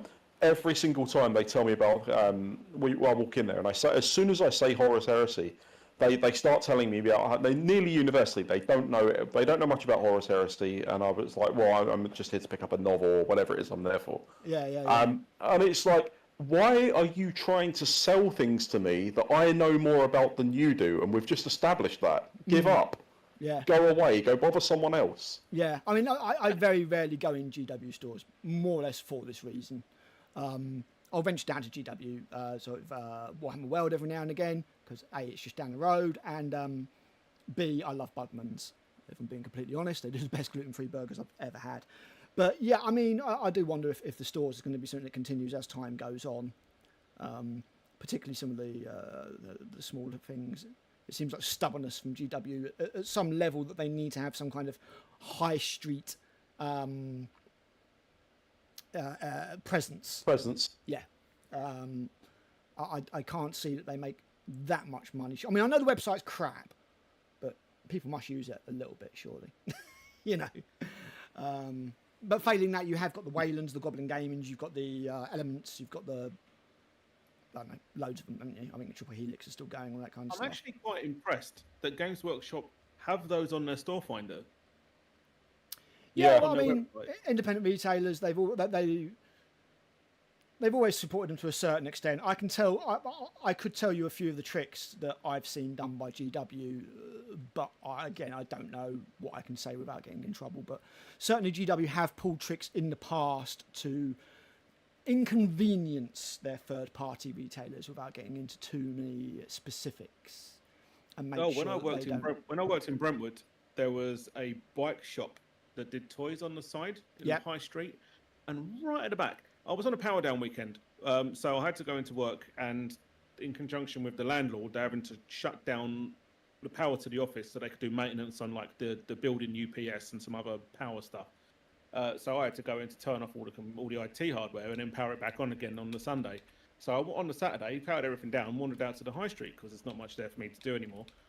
And at the back, they were like, oh, all of these Games Workshop things have a further 20% off. So I got my hands on like the Carnifex kit for about 25 quid. Yep. I Nice. think, and I'll definitely have this, and now I'll start connecting Tyranids again. That's how long ago it was. And the woman went, "Oh yeah, we're getting rid of all that shit." And I was like, "Why?" And she went, "Because they're opening a fucking shop right around the corner, which I'm fairly certain is in breach of their contract agreement that we have. So fuck them, and we're getting rid of all their stuff." Yeah. And I was like, "Oh, okay. You want to do any more discounts on it?" And she was like, "Don't push your luck." Yeah, I mean, yeah. GW have already changed the rules a lot. You had the worldwide selling thing. Then you had the bricks and mortar thing, where they'll only sell to a company that has a bricks and mortar presence. So you can't just launch a website and then go, "All right, GW, give me a trade account." You've got to have an actual building, which is the only reason, pretty much, that Wayland Games had a shop, was so they could have that. And I don't think GW particularly want to sell to third parties. I just think they have to, probably under the UK monopoly rules. Yeah. I don't know that for sure, but it wouldn't surprise me if that's the only reason they really sell to third parties. I'm sure GW would like to make all of the money and not just the money that they make from trade sales. But, at the end of the day, GW is going to GW. We just have to be grateful that we have things like the Horus Heresy and we have specialist gaming. And Definitely. Some people age out of GW, and I kind of feel like Warhammer Heresy is to keep those people. When I spoke to and the old world. When I spoke to John Stallard when I worked at Warlord, this was actually during my interview for Warlord, he said that Warlord is a little bit like the seagulls around the trawler, that sort of the Eric Cantona kind of thing, where the people that drop off of 40k get picked up by Warlord, and the people look at it's what happens to every 45-year-old. They either go one way, one hobby, they take up golf, or they get into military wargaming, proper military wargaming, like bolt action, like that kind of stuff. I think TT Combat's largely in the same sort of category as Warlord for that sort of thing. Absolutely, yeah, yep. TT Combat are the same. People drop off, and BattleTech. People get disenfranchised with Warhammer. And they go to BattleTech, or those other. There are these companies that just scoop up all the disenfranchised Warhammer players, but at that stage, Warhammer have got their money out of you. Sorry, got your money out of you.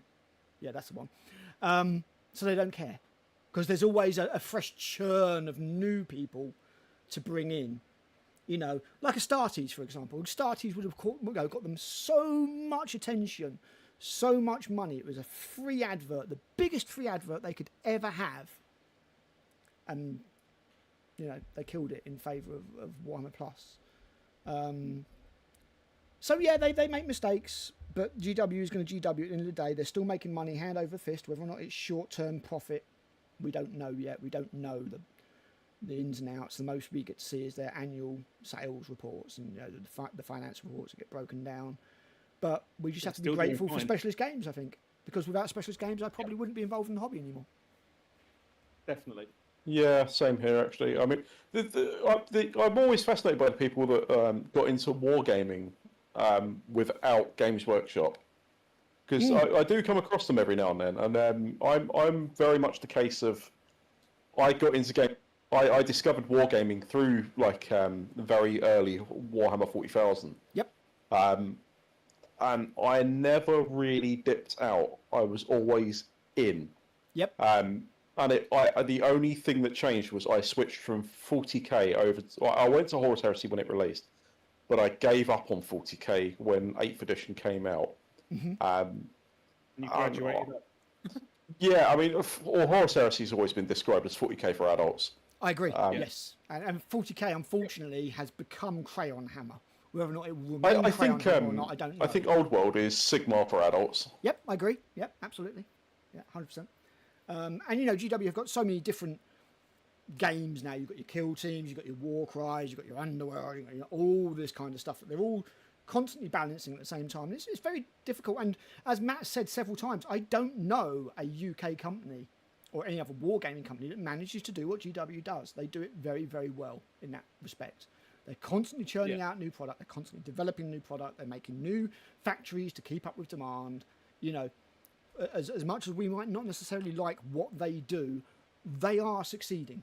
There is no two ways about it, you know, and 100%. it's like that thing, you know, you will not be missed because they will always have somebody new to, you know, that's why they don't care if these veterans, because, you know, for everybody who says, oh, I'm going to boycott GW, it's like people who say, oh, I'm going off X, I'm going off Twitter or whatever it is. They'll be back. They'll be back. There'll be a few diehards that don't, but, you know, it's called plastic crack for a reason, boys. We just might just buy a slightly different plastic crack. Like when Titanic came out, and I was like, my God, these kits are incredible. Incredible kits. From a modelling perspective, this gives me everything that I wanted and everything that I've lost out of 40k. You know what I mean? All these it's like any company that, you know, they make a product you enjoy. If you don't enjoy it, don't buy it. But you don't owe them loyalty. No. Like if another company, like TT Combat, have just released like a two-player game that I particularly want to play. Operation Artemis. Yeah, I have no loyalty to a game company. I will go to the ones that I enjoy playing, and it's that simple. Yep. I particularly enjoy Battlefleet Gothic, and Games Workshop haven't touched that for years. Out of the three of us, Matt is the most attached to GW. There are, I will buy other manufacturers' stuff, no problem at all. I'll pick up a Mantic's game if I like the look of it. I'll pick up a TT Combat game if I like the look of it. I'll, you know, I'll pick up, if I like the look of something, like you, I don't have loyalty to GW. I will quite happily just pick up something else and play. Is that a time investment thing, Matt, or is that a? Yeah, I think these days it's mostly a time investment thing. Like, as the wife will irritatingly agree, she'll say that I have no problem backing Kickstarters by other companies. Yeah, true. Too many, perhaps. But when it comes to actually going out to shops and buying stuff, or heavily investing my time, quiet you. It's mostly Games Workshop because I've got years of experience with it. I'm very familiar with it. I know what to expect. Yeah. And there's, you know, and if there's disappointment, I have a rough idea of where it's going to come from and in what form these days. And for the most part, they do very good stuff, which is why they're the market leader. So I'm quite happy to just stick with them for specialist game's sake, or for my sake, specialist games. And then the difference between the three parties of us here, though, is that you know, you have a kid, so your time investment is obviously less than what massive nerds like myself and Alan will have. Yeah, we gave up the idea of a child for more Space Marines. Yeah, I'm not meant to breed. I'm not meant to breed. I've got an army of animals here. That's my my caring.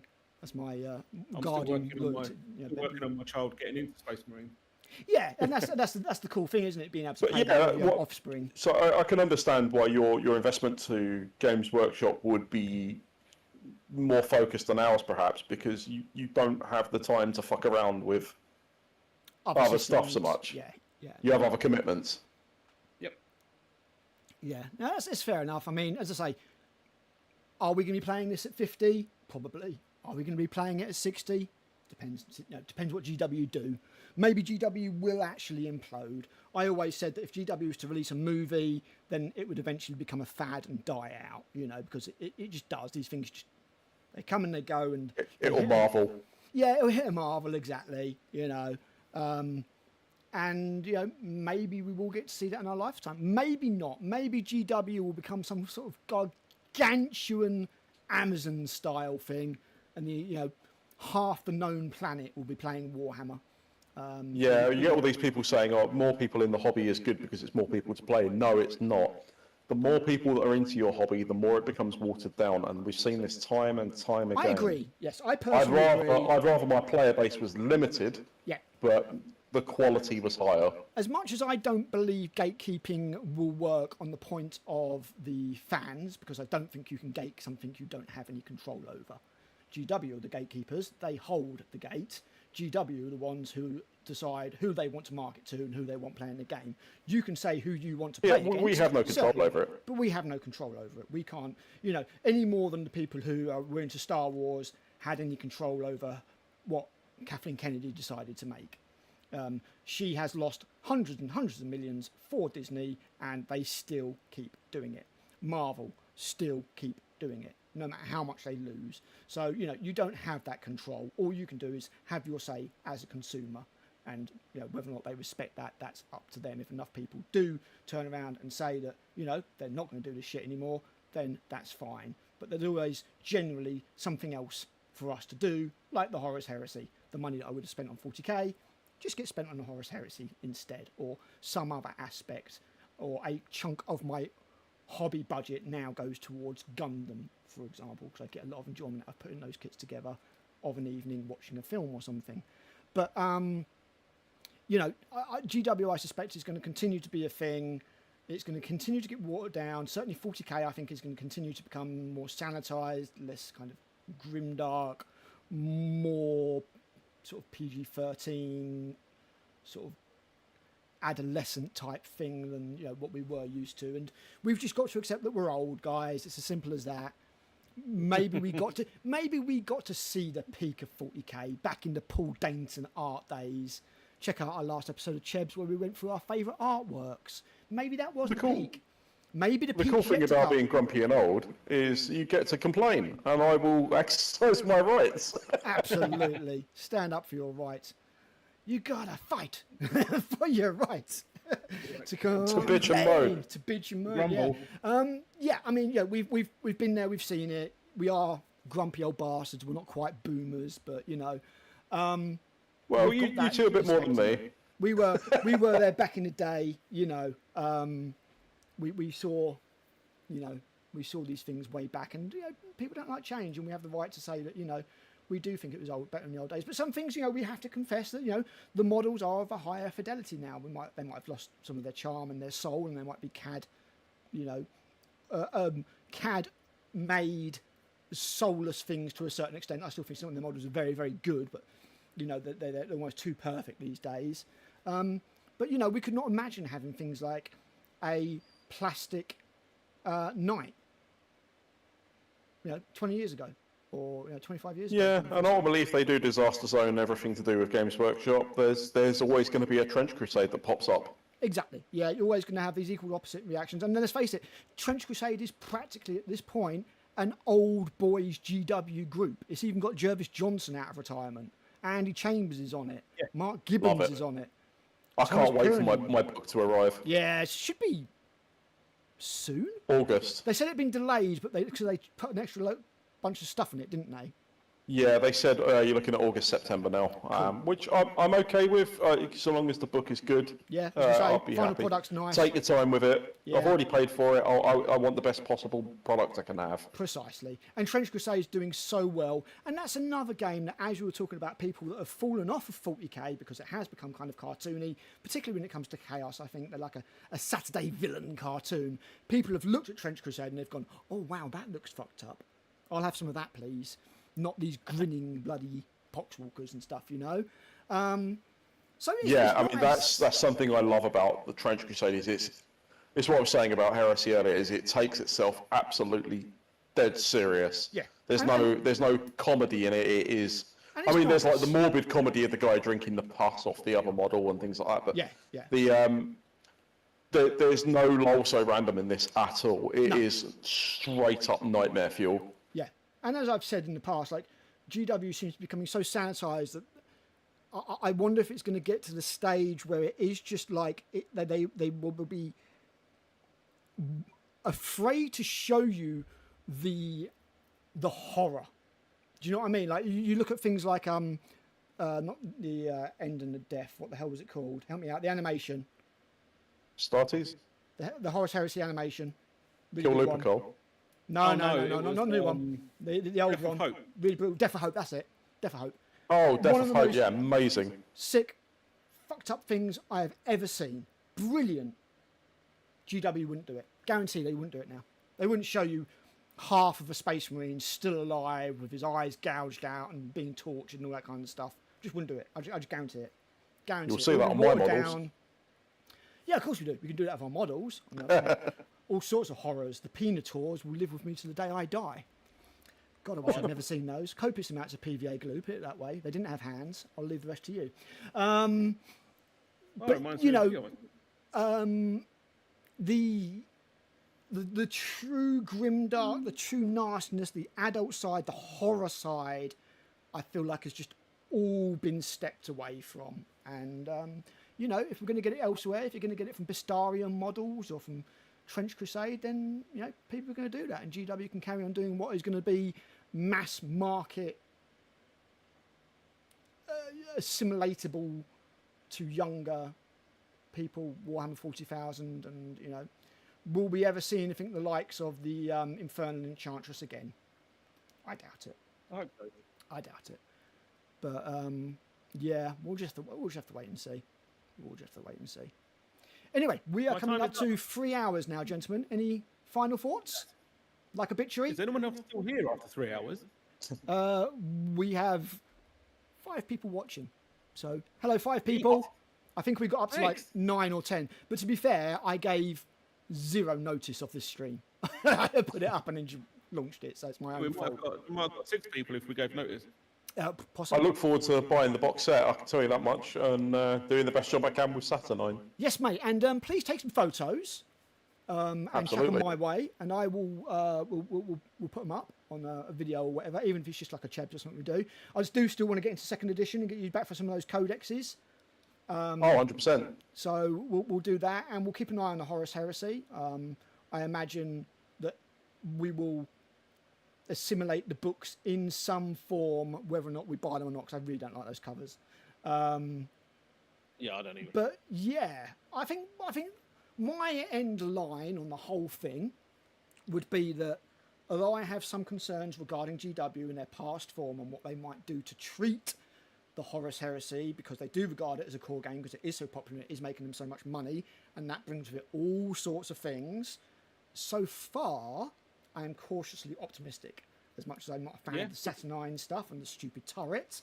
The stuff that is coming our way in the future, I really like the look of, and I don't feel like the Horus Heresy has been butt-fucked the way that 40k was, from my perspective. No. I think they're going to get all the mad guff out of the way here, and then we're going to get our assault marines and our breaches and all that sort of stuff, and then we're on a good track. Yeah. I'm hoping we see our Mark IV marines return in the new box set in the 20-man tactical squad. That'd be nice, yes, and maybe Mark. Particularly the Mark IVs. I really want the Mark IVs out, and then after that, the Mark V. Yeah.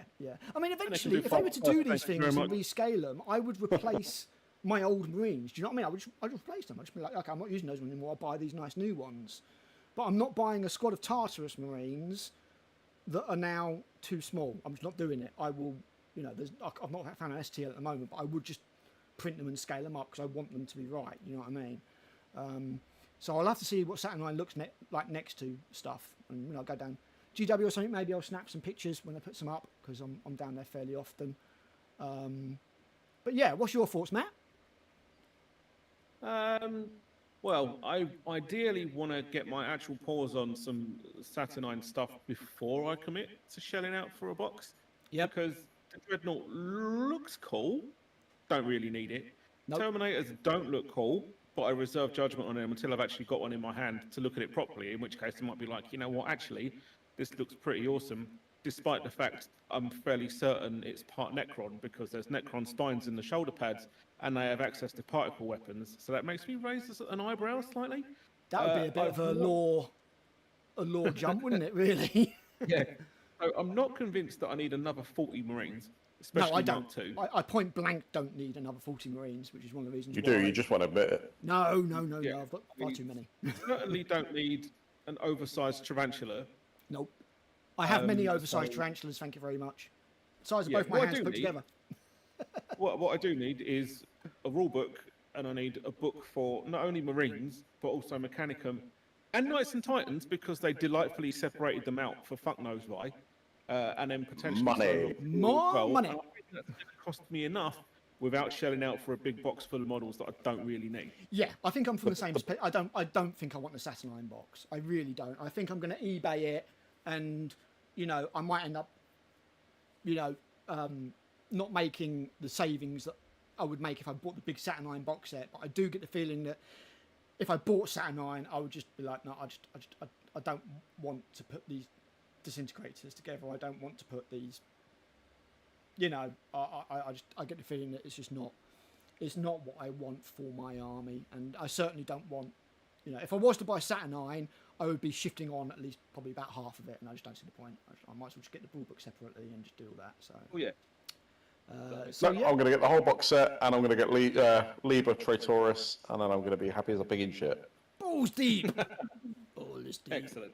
Yeah, we'll keep an eye on the books. Hopefully, we'll see what they do. Obviously, you know, you've got Tan's Emperor and stuff coming, and we'll see what they're going. We know full well that Lady Custodies are going to be coming. Whether they do a character or not, I don't know. But at the end of the That's day, cool. Plenty of things to shoot. if you don't want that stuff in your army, you don't have to put it in your army. Nobody's going to make you. So, yeah, overall, quite optimistic. We'll see what happens with the Horus Heresy, and we will keep you guys updated with our various adventures in the 30k setting. But until next time, I think we'll say bye-bye, and we'll catch you soon. Thank you very much. Thanks for joining us, See you later, guys. See ya. And thanks, Karl. Thanks for having me. Taking time away from your hot tub and cups of tea. Yeah, I we'll let you will get back to that. retreat back to the tub shortly. All right, cool. We'll see you guys later then. Bye. See you later. And we are